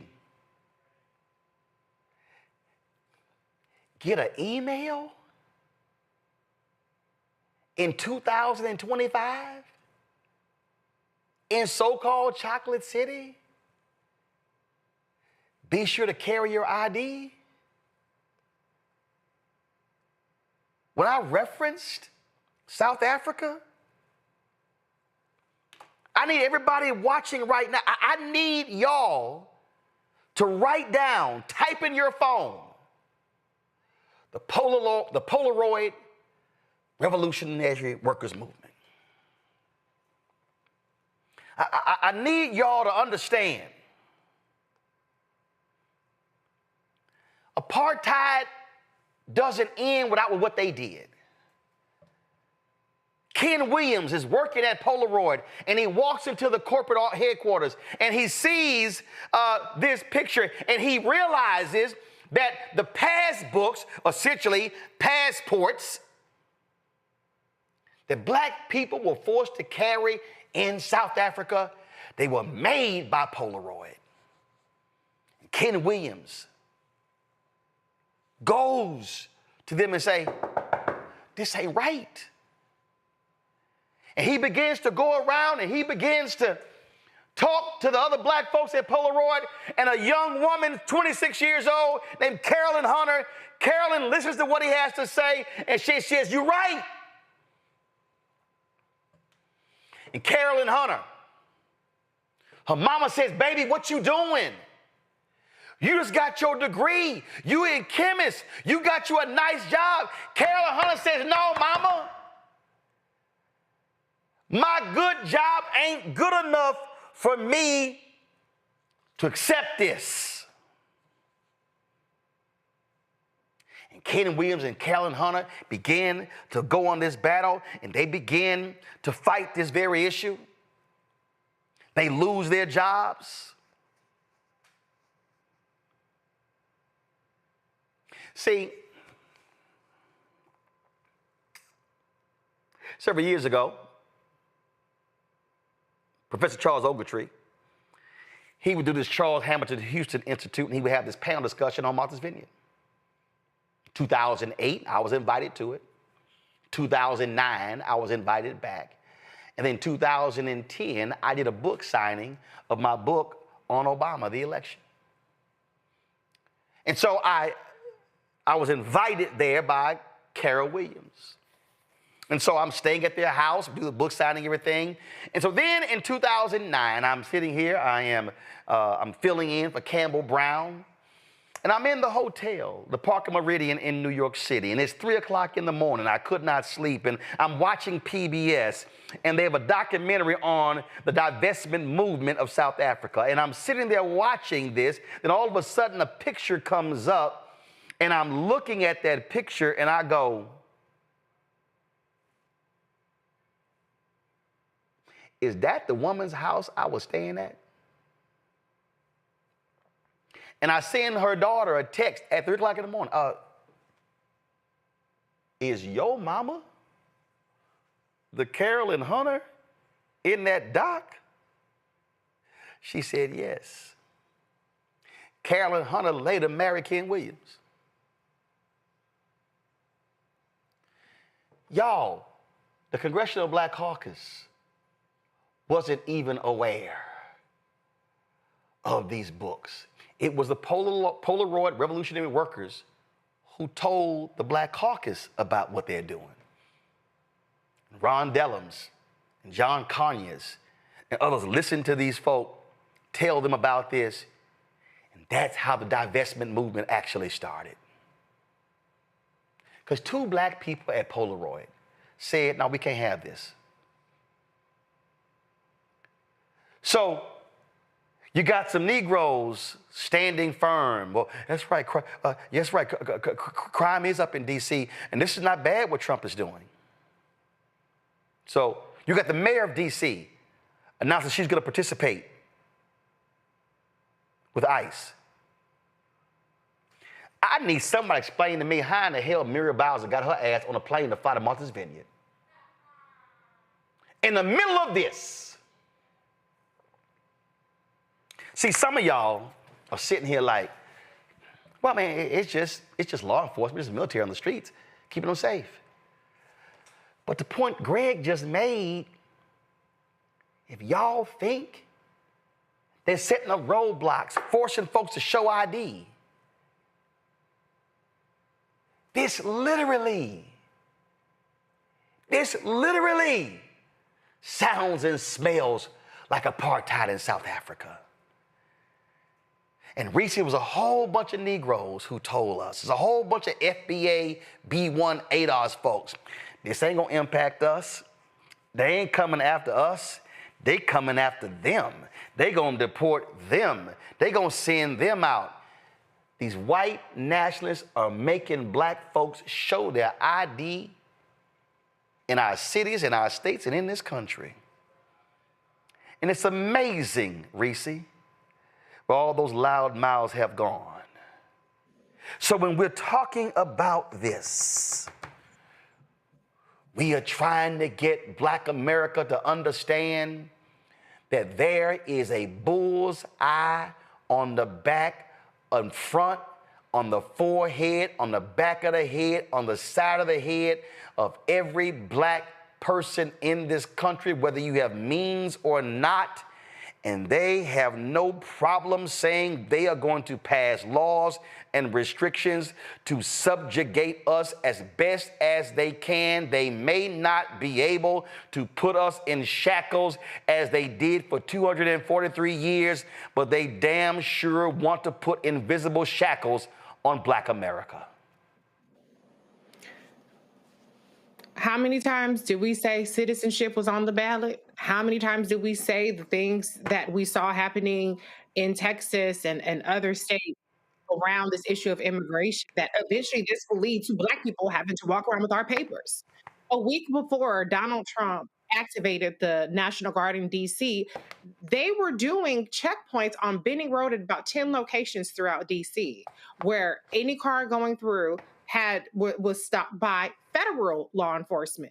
We saw video today of people who are driving, or not driving, but riding bikes, DoorDash delivery riders, Uber Eats, being stopped and then detained by ICE.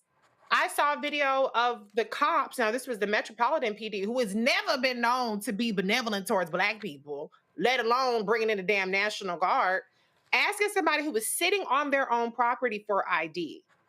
That person asked, was there any complaints around here? No. We are living in a situation where black people, as you said, Roland, we are in the bullseye. And we saw this coming. They said they were going to do it. They started off with the migrants. They rounded so many of them up. Now they got to do this mass incarceration. And Donald Trump said, stay where you are. Criminals were going to come and get you. Who does he think the criminals are? Black people. I'm just going to talk about us. That's what this show was about. So if you have outstanding warrants, if you have bad child support, if you got a bench warrant, if you got unpaid parking tickets, you can't run and you can't hide no more. Because now you have all these people activated for the sole purpose of fucking with black people. And people started to say when this happened, well, you know, these badass kids, they out there carjacking. So then why is it that Howard University students and faculty and visitors are being advised to walk around with their IDs? This has never been about actually fighting crime. This has for fuck sure never been about keeping black people safer. This is about dismantling every ounce of progress that we've made in this country, which hasn't been a whole lot, but it was enough for many people to not be complaining and to sit out time and time again when we beg. All the time I've been on here, and I've been on here since 2019, Roland. Every episode we beg Black folks to vote. Vote your capacity. The unregistered motherfuckers, you are lost cause. But even if the people who are already registered voted, we have the capacity on our own to make the difference. And no, it's not only our responsibility, but this is life or death for us. So everything is at stake. Unfortunately, we can't combat this in the next 10 days, 100 days. This is a long-term fight. We got to try to rack up some wins. We got to try to turn the tide. But we have to recognize that this is a much bigger threat and a much bigger fight than it had to be. Greg, for the people who don't understand, how a university exists by a federal charter? Donald Trump could literally put ICE agents, FBI agents, and the military on Howard University's campus.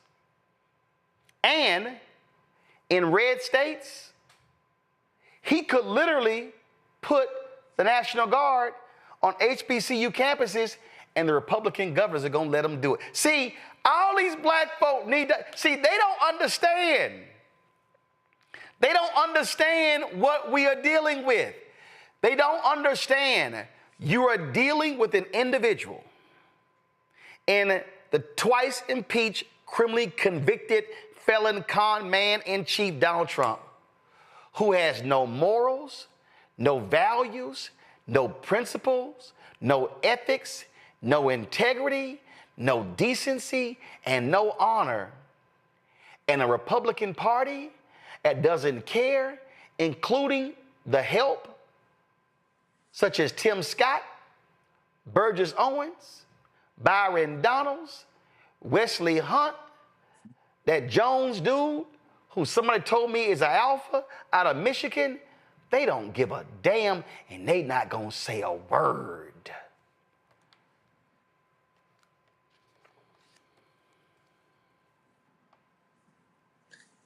No, no, they're not going to stop.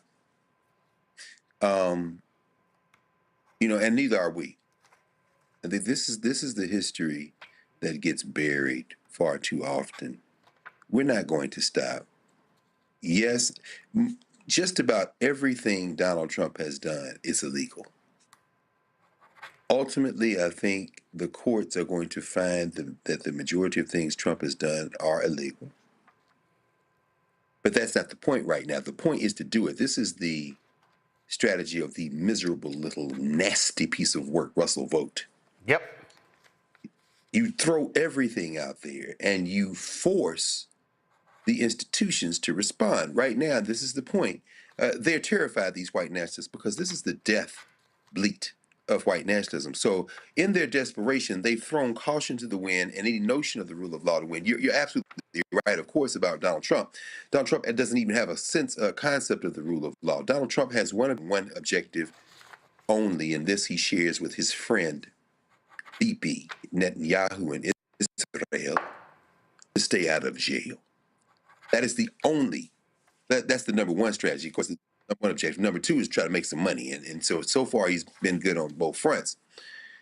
But when it comes to the overplaying their hands by white nationalists like the people in Congress and others, they are now moving to a point where two things are going to happen. Number one, the courts are going to declare a lot of this illegal, so like occupying college campuses with the National Guard, like declaring states of emergency with no true authorizing principle in any of the statutes that they claim allow them to do it, and so forth.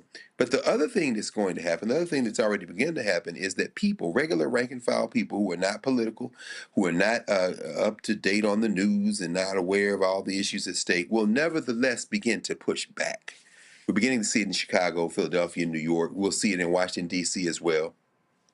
So then what you end up seeing is, in their desperation, these white nationalists have given us a roadmap to the very institutions that we have to now surround and use to fight back.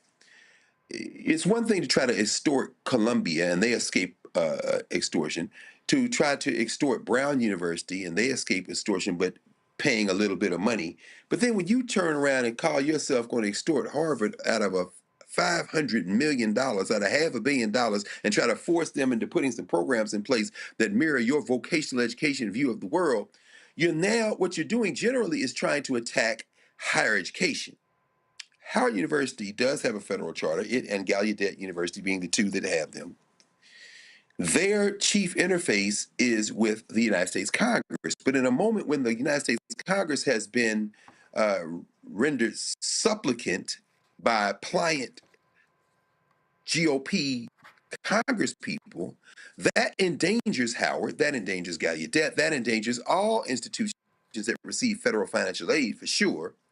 But the pushback then to be, we elevate the ability to understand and explain what's going on. We force federal support. We intensify our protests, intensify our solidarity and support, and thereby reveal finally the weak points in white nationalism. A great deal of white nationalism is illusion. You're deploying 800 federal troops, federalized National Guard troops in Washington, D.C. to take pictures to try to communicate somehow that you've got muscle that you don't. Mm-hmm. Woe be the day that these punk-ass, fake courage punks with their face masks up roll into West Philly or the Bronx, roll into South L.A. or the South Side Chicago and touch the right one. Now, of course, people say, well, then they're just going to deploy the military. Well, yeah, but that little cock rooster, Pete Hegseth, with all his little onward Christian soldier thugs that he's trying to put in place in senior management and then try to recruit an army of crusaders, well, you're not going to be you're not going to be able to do that quickly enough to displace the rank and file women and men who serve in the military, who you're going to try to then deputized to turn loose on the streets against their cousins and mothers. People think, well, they won't buck back, they won't fight orders. These white nationalists have to be very careful because when they overplay their hand, what they're going to realize is the muscle they're trying to project to the rest of us that they don't have that muscle. I'm not saying that I know what's going to happen next, but I know that history has shown us that when fascists play their hand, the pushback generally leads to a better society than existed before they overplayed their hand. We just got to stay the course and continue to fight. Reese, one of the reasons why people need to understand why Donald Trump is so desperate to hold on to the House, it's not just because they can run their game plan for bills. It's the House that certifies the 2020 election. See, we already know what they're setting up. Reese, right now, they are asking for the voter data of numerous states. Mm-hmm. And they want to know all the data.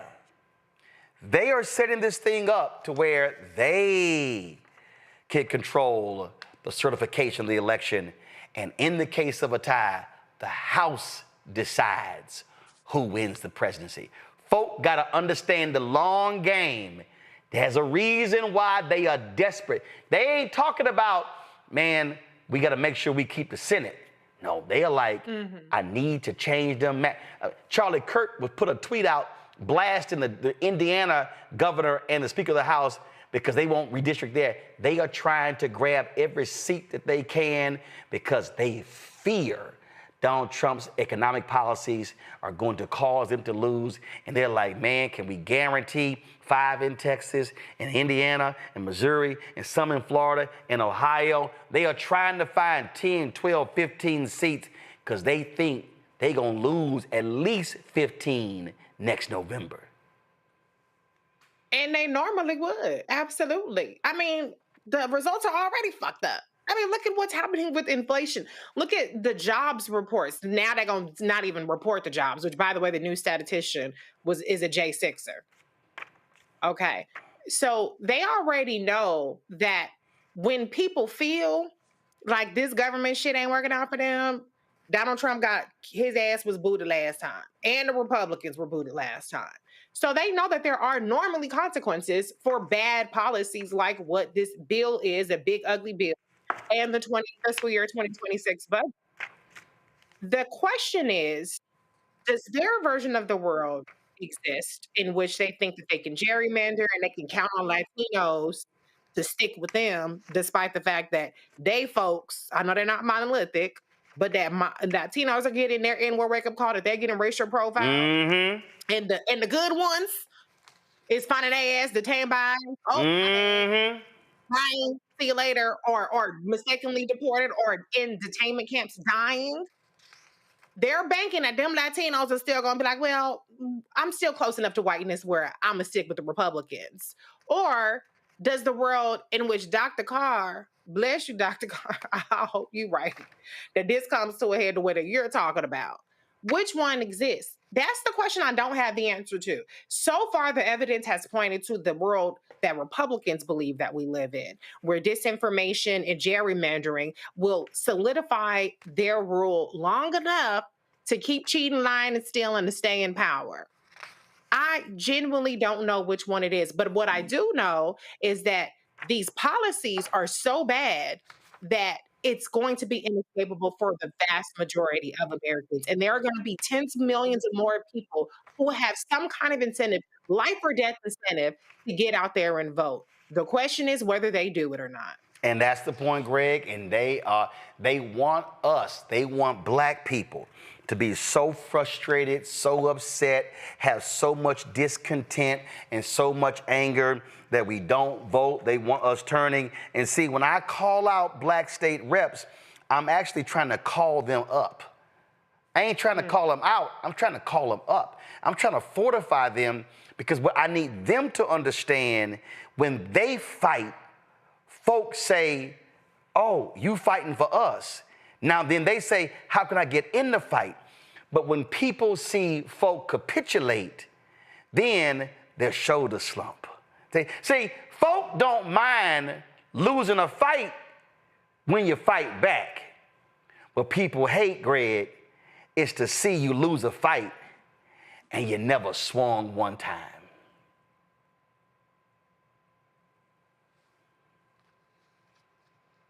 That's right.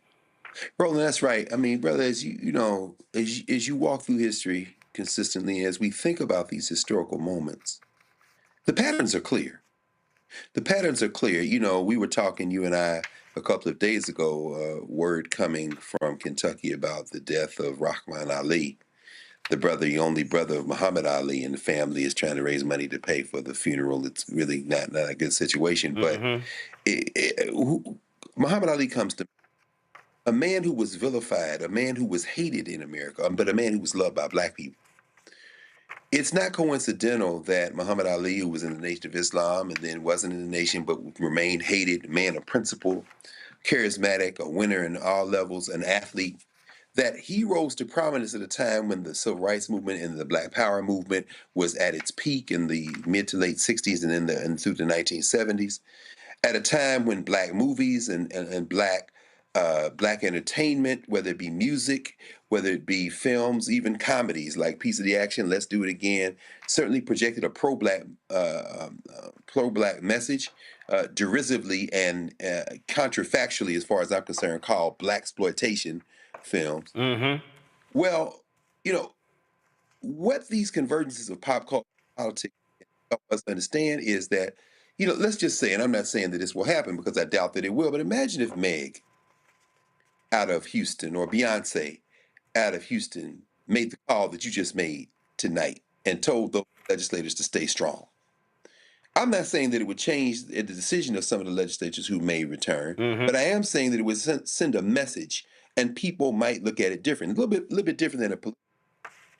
I think that in an age, a heroic age, symbols do matter.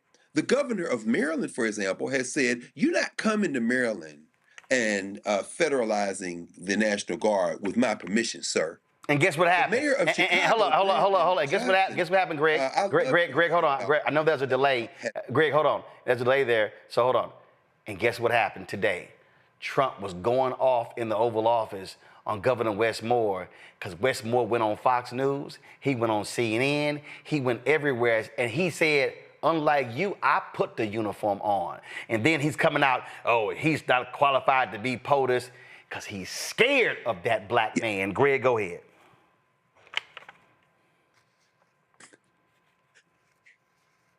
Yes, no, Roland, we're talking the same talk, brother. I love what Gavin Newsom is doing in trolling them, including now doing the all caps, roasting them in social media. But when you see black women and men do it, he hates Jasmine Crockett. Some of this is get her out of Congress. 100% true. See, the governors now, I'm not just talking about Pritzker and yeah, I'm talking about what Wes Moore did exactly, and the mayors. You see, Mamdani wins this race in New York. Donald Trump, well, I don't know what could happen to him physiologically, because he's clear not only is he mentally ill, he is so steadily deteriorating at this point that he may not make it to the point where he can get animated enough to have some physiological reaction to a Mamdani victory. But the illusion is government over the rest of the president is a king, which is what Russell Vogt believes. The reality begins to emerge that at the state and local level, people hold considerable power. California can contract and make deals with foreign governments. They have huge billions of dollars of pension funds. If enough, or even if one or two of these key state and local level leaders exercises their authority and does it with the type of public-facing panache, charm, kind of captivating presence that a Muhammad Ali had in boxing or Meg Thee Stallion has in hip hop, but do it politically like a Wes Moore or a Governor Newsom of California, that has the potential to galvanize people in a way that could translate into some sense of finally somebody's fighting. Now I will get off the bench. So I think in some ways that leads to, if not hope, that leads to the signal that nothing is ever written in stone in history, and that things can change on a dime with something that people may not have anticipated. And I think that, again, is where we are right now. Somebody, and more than somebody, needs to step up. And when they do, we can see these political winds shift very quickly. To the point Greg just made there, I don't know if many of y'all realize it. We had Adrian Shropshire on this show, and she told us about Black PAC's poll. And she let it slip that in Black PAC's poll, that Congresswoman Jasmine Crockett's approval rating among black people is on the same level as Obama. Now, they didn't want to start no mess, so they didn't release that slide. Because, see, that slide would have embarrassed a whole bunch of other black politicians who think that they are the bomb.com, and they really not. But it did slip. And see, to Greg's point, that's what Trump was afraid of. See, Reese made the point earlier about Representative Jelanda Jones. See, black folks are responding to fighters because that's our history. Yes. Robert Smalls, fighter. That's right. Representative White, fighter. Ida B. Wells Barnett, fighter. I mean, we can walk through Martin Delaney, fighter. Denmark Vesey, fighter. Oh, y'all gonna burn Mother Emanuel down? Damn that, we gonna rebuild it. Oh, y'all gonna burn Greenwood down? Yeah, we about to rebuild this. See, that's what they're afraid of. But I need the folk watching to understand they not afraid of weak and meek. Donald Trump in 2017 stood up and said to black people, thank you. Thank you for not voting. That should have sent the blood boiling of every single black person in this country, because the man was saying, y'all lazy ass bums who didn't vote, oh, I appreciate y'all for staying at home. He insulted the ancestors by doing it. And see, I know there's some people who sitting here saying, oh, that Gavin Newsom, he too slick. You know, he ain't got no shot. But he dropped he had a news conference today, and they dropped this ad right here. And I'm with on 100%. Roll it.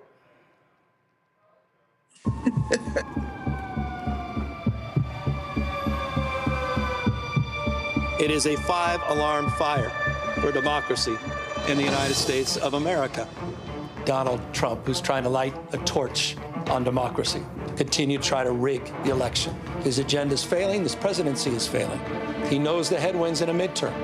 Now he's dialing up for seats. He called Greg Abbott, who doesn't have the courage, doesn't have the conscience, and he has rolled over and he said, yes, sir, and. So we have got to step up. We tried to play by a higher set of standards and rules with our independent redistricting, and we believe in that. We are talking about emergency measures to respond to what's happening in Texas, and we will nullify what happens in Texas. We will pick up 5 seats with the consent of the people, and that's the difference between the approach we're taking and the approach they're taking. There are no rules for Donald Trump. And this is a serious moment in American history. And so we are here to meet this moment head on. We will not be complicit. See, that's how you got to respond. See, that's how, see, you got to let them know. You want to swing, Reese? Let's swing. Batter up. I know that's right. I support this version of Gavin Newsom. I didn't support him sitting down with Charlie Kirk and Steve Bannon and all them other people. But he got with the program. He realized, okay, this is a different ballgame that we dealing with, and it's not going to be winning over the MAGA-lites. They are a lost cause. And so I'll tip my hat. I give credit where credit is due. I'll tip my hat to what Governor Newsom is doing. He's out there trying to move the needle because the polling right now is not on his side when it comes to this independent commission. But unlike what Democrats normally do, which is be like, well, the polls say that they're not with it. Well, the focus group say they're not with it. Let's just change course. He's like, no, we're going to change minds. Republicans do that all the time. And that's about damn time that Democrats are figuring out that you got to start changing some minds from Democrats. Fuck the MAGA people. Get the Democrats to be like, look, if the Republicans don't get all the seats, we need to get all the seats we can over here. So this is exactly what we need to be doing. And I'm glad to see that he's not just saying, well, we have an independent commission. What can we do? Governor Kathy Hochul is saying the same thing. Like, look, our Constitution, maybe we got to change that shit. We already gerrymandered here in Maryland, so they ain't really too much for Governor Moore to do. But No. You can pick up 1 or 2 in Maryland. Okay, yeah, we can pick up 1 or 2, but I'm just saying that I was going to say that what else he's doing is he's pushing back on this whole National Guard activation, as so many people in the mainstream media are trying to normalize. Well, what is the problem with bringing out people just to patrol the subway? Including some white progressives. Including white progressives and the black conservatives or whoever those situation may be. And so we're seeing Democrats finally waking up to the fact that you have to win the narrative war. You have to push back. You have to activate the different levers that we have where we are in power to try to counter some of this stuff. But Roland, one point I did want to ask you about is, we talk so much about fighting and blood, sweat, and tears, and yet we see that Republicans get these gains without busting a grape. They fund think tanks. They fund all kinds of PACs. They fund universities. They fund every kind of organization under the sun. They lay out the plan. They stay on message. They execute. I'm curious to see, as the great work that you do here, you have the statistics in terms of how you moved up in the YouTube rankings. I think you're top 50, top 20, 40, whatever the top 40, number 40. Top 40, okay. Where have you seen him? If you can tell us. No. Okay. Because I was going to say, the problem is on our side, we always got to do shit the hard way. As opposed to people being willing to invest in those that have credibility, those that already have an infrastructure, which Black Star Network does. And invest in these apparatuses. I figured I would aim. Now, I've had a couple of people text, hey, well, I'm like, right? And see, here's the crazy thing that just trips me out. When you talk about that YouTube list, Go through it. Ain't no other of the black people on the list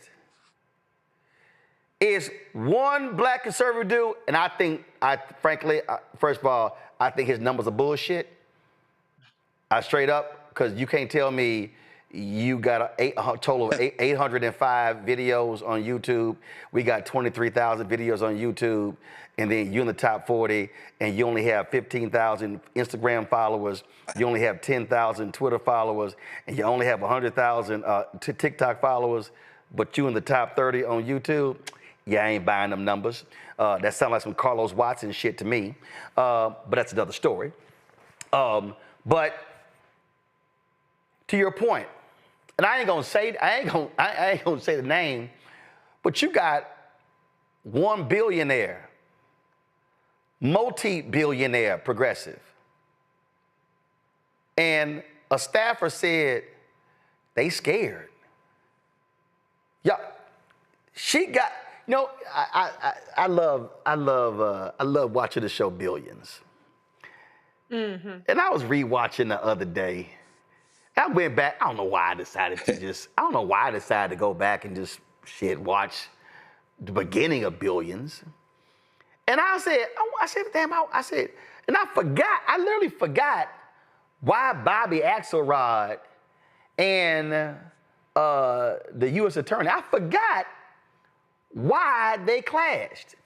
And so, like, in the first 2 episodes, Bobby, the billionaire, was gonna buy an $80 million house on the beach.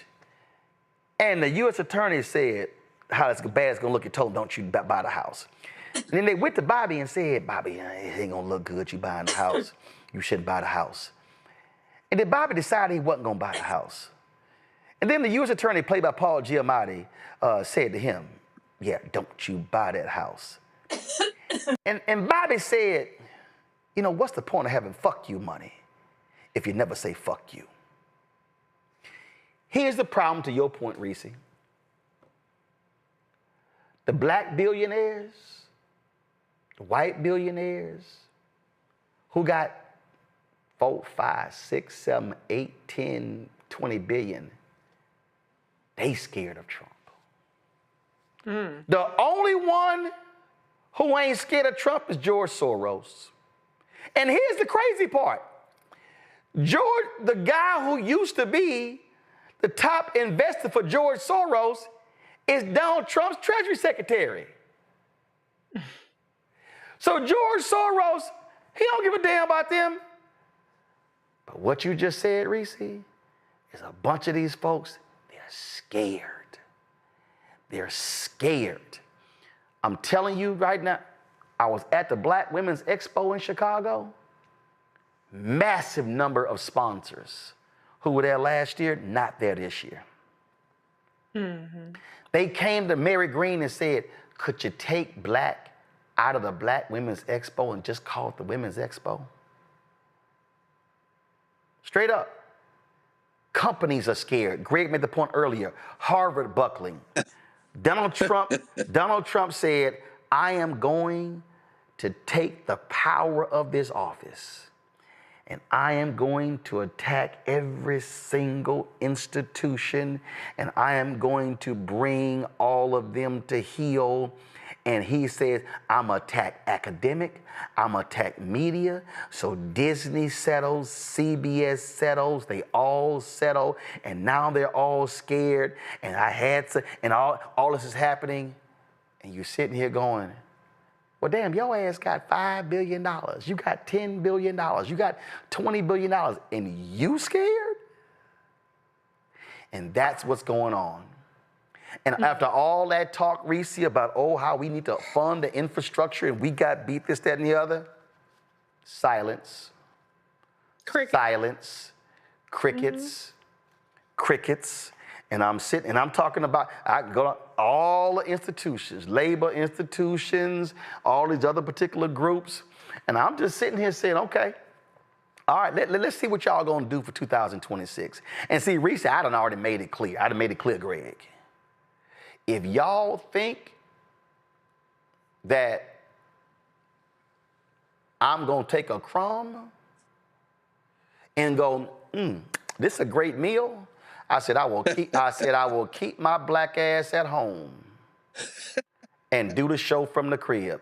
Because you will not see me extend myself. Oh, I have an entire game plan. I have a whole game plan on how we can broadcast all across the country. There are 4 people right now who I have in my back pocket who I can hire to host 2 daily shows. I know exactly how much it's gonna cost to pay them. I know exactly, a couple of them, I haven't even approached them yet. I already have the exact plan. I have a plan in place right now that if we got a $5 million infusion annually for the next 3 years, I will hire 40 people. I already have the plan. But what I'm not going to do is overextend myself on the possibility of getting a check. Right. That's not gonna happen. That's not how we've remained profitable and kept our doors open and not had to lay off staff. But let me be real clear. Oh, we are ready to swing in 2026, but I've made it perfectly clear to black folks and white folks, don't think you're going to get me to leave this office and have my staff leave this office if you are going to put pennies on the table. Greg.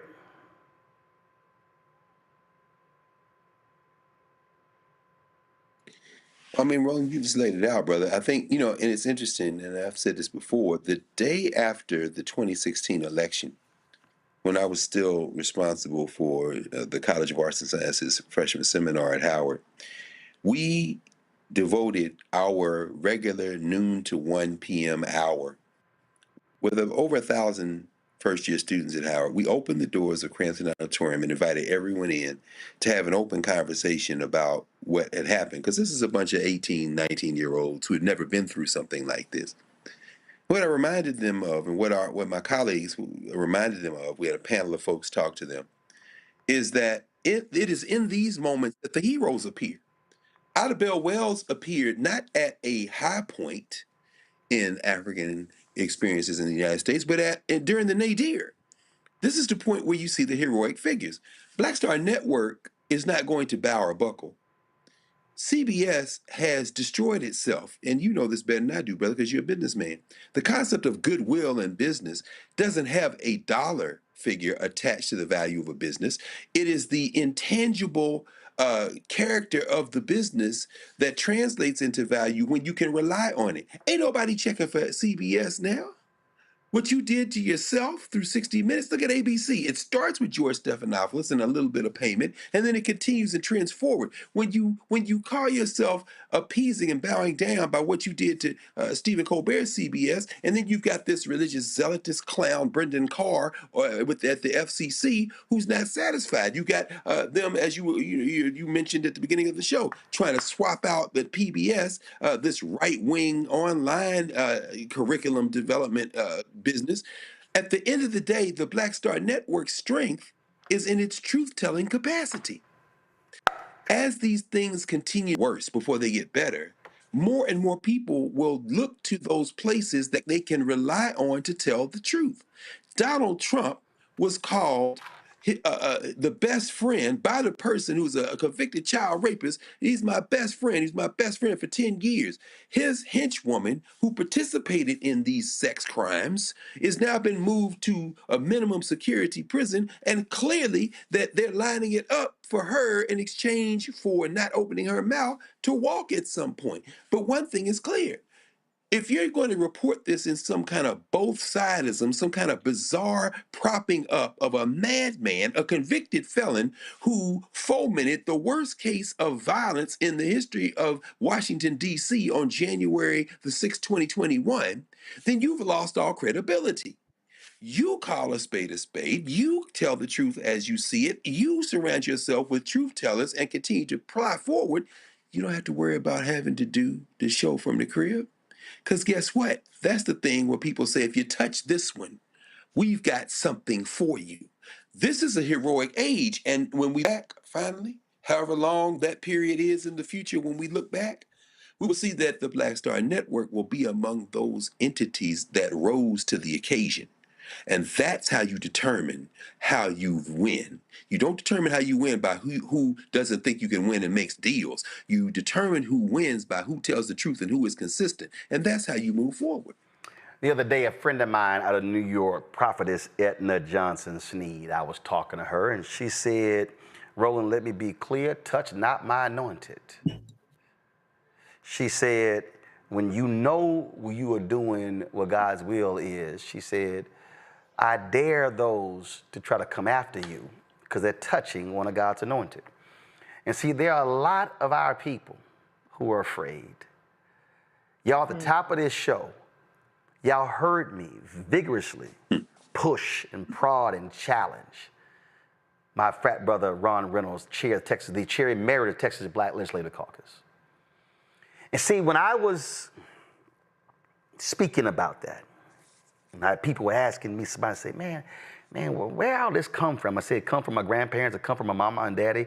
I said, but it come from ancestors. And see, I think about that certain scene in Selma. Yeah. When Carmody Jogo, playing Coretta Scott King, was preparing to meet with Malcolm X and she was afraid. And then Lorraine Toussaint, who played the woman who called Dr. King to come to Selma. Amelia Boynton. When she had some words for her, and we're going to end the show with this because, see, I need every single one of y'all watching to listen to these words that Ava DuVernay wrote in that movie.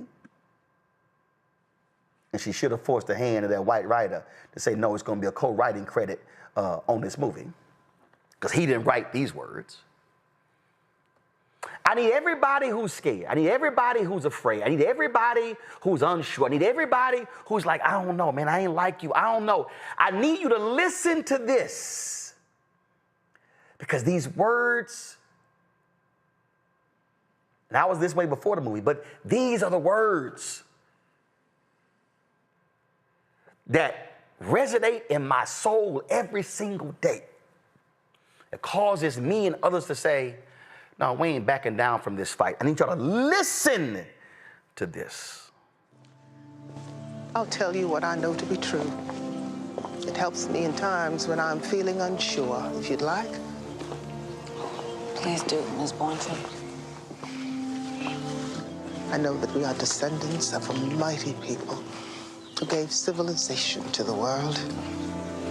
People who survived the hulls of slave ships across vast oceans. People who innovate and create and love despite pressures and tortures unimaginable. They are in our bloodstream, pumping our hearts every second. They've prepared you. You are already prepared. That's it right there, Reese. We are already prepared for this fight. Your final comment and Greg's final comment. That's it. We are prepared, but what we gonna do about it? That's the question. That's the question that everybody's banking on being nothing. Let's prove them wrong. Greg, coming to us live from Egypt.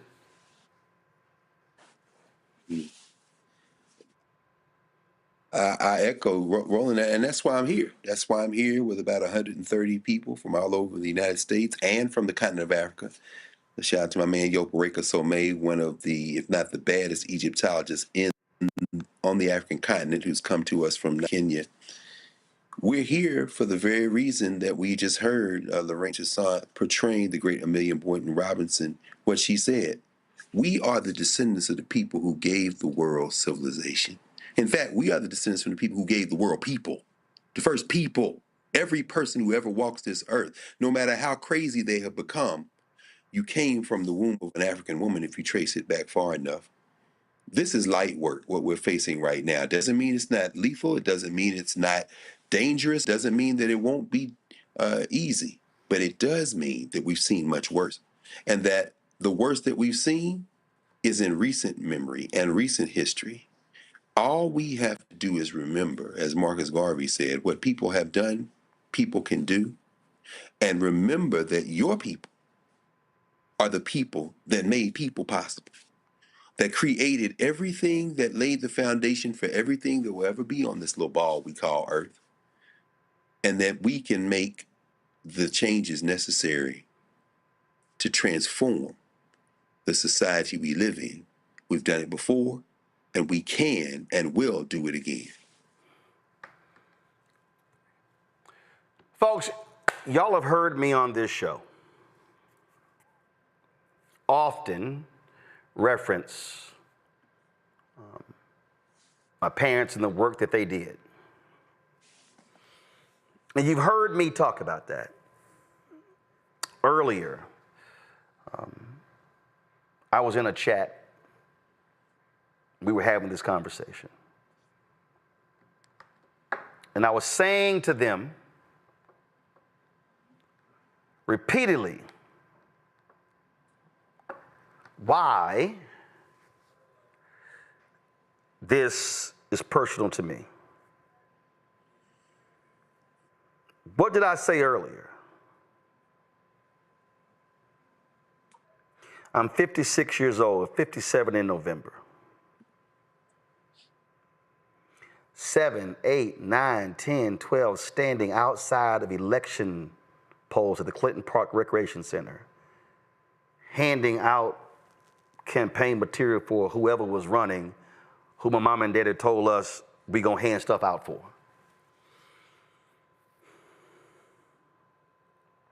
I remember when my mama was one of the 3 citywide co-chairs of the Metropolitan Organization, a multi-faith organization in Houston. And I remember being on the bus with her going to the Austin, the state capitol, for a rally on a Saturday. I remember a mayoral debate in the gymnasium of a Catholic church. And Mama's on stage with the 2 mayoral candidates, and they're asking questions. They've been asking questions, and I'm in the back doing homework. See, I remember being at home with my brother and my 3 sisters, and Mama and Daddy were coming home late because they were running phone banks. I remember being a child and being careful about getting splinters in our hand from unloading campaign signs in the back of a wagon. So I need you to understand that for me, this battle is not about what makes me feel good or what makes my brother, my sister feel good.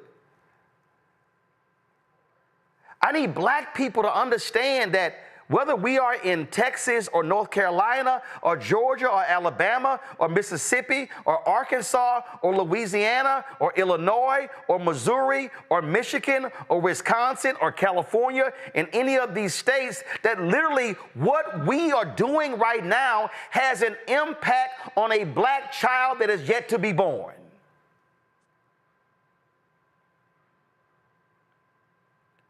So when the Polaroid revolutionary workers, when they were fighting against apartheid, y'all, I was 2.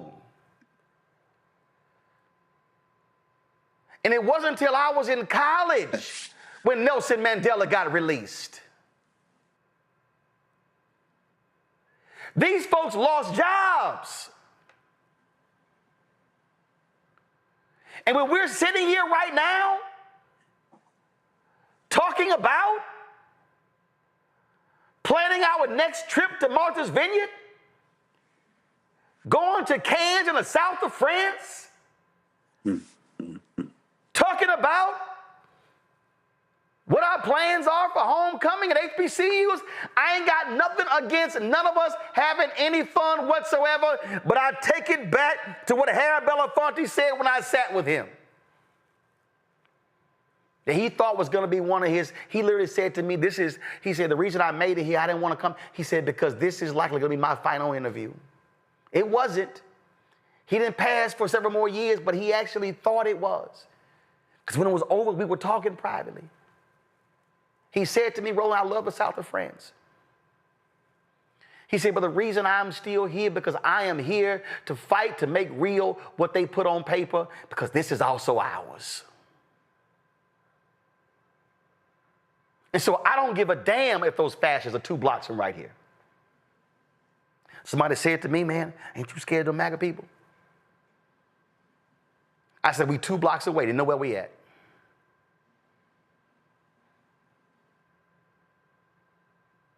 When I think back to that picture of that sister, when they had them bayonets, and she just moved that bayonet out the way.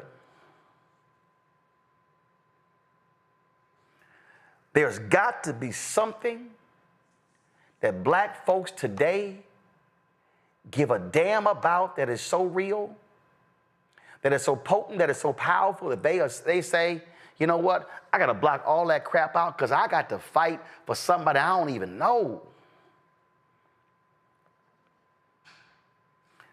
I am a student of history, and I'm telling y'all what we are looking at right now is no different than what happened after Reconstruction in 1877. Don't take my word for it. Go do the work. Go look at how they invalidated the civil rights law passed in 1860s and the one in 1870s. Go back and understand Plessy versus Ferguson. Go back and understand the black laws. Go back and understand what took place. Go back and understand that 1890 Constitutional Convention in Mississippi where they said, oh no, it's too many niggas getting elected. Go back to understand when black people were a majority of the South Carolina legislature. Go back and look at what happened in Wilmington, North Carolina, when white fascists, not the KKK, but the red shirts, when they said, we are going to overthrow a democratically elected government, and they ran those black people out of that city. There is a direct connection between what happened then to what happens now. And when they say, let's make America great again, that is what they're talking about. They're talking about what happened in Wilmington. They're talking about what happened when they burned and bombed Tulsa. They're talking about when they bombed Ida B. Wells Barnett newspaper and put a bounty on her head. They're talking about every single, they call them race war, but it was actually a white supremacist war against our people. This is not the moment for us to check out. This is not the moment for us to rest. This is not the moment for us to be unwilling to challenge. This is the absolute moment when people have to be willing to mobilize and organize and be willing to stand up to these races, because it's more of us subconscious than them. But they've taken advantage of too many of us feeling deflated and defeated. That this moment you've got to make a decision which side your ass gonna be on. And if you are unwilling to engage in this battle, I have one simple request. Get your ass out of the way so we don't have to run you over. Because we are not satisfied with what is happening right now. And I'll be damned as long as there is breath in my mama and my daddy's body and my body and other people of conscience We're going to fight these folk to the end. And we will haunt their ass in death. Greg, thanks for joining us in Egypt. Reese, thanks for joining us as well. Folks, your support for this show is critical. I was literally sitting here. Y'all don't even understand why this is happening. I picked up last week. These are money orders. These are checks. These are more checks of folk who don't believe in Cash App, Venmo, PayPal, Zelle, but they send money orders and checks.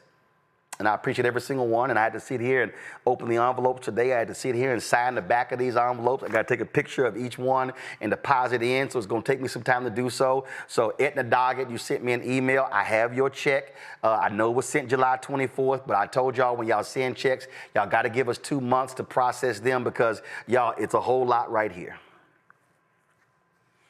And we've had folk out here who've been supporting us from day one, and we appreciate that. September 4th, we'll celebrate 7 years. You heard Reese ask the question, and yeah, we don't have billionaires and millionaires cutting us checks. And there's a whole bunch of millionaires and billionaires out there. Y'all say, man, what about those black folks? They do not send us checks. They do not send us direct deposits. They do not send us anything on PayPal, Zelle, Venmo.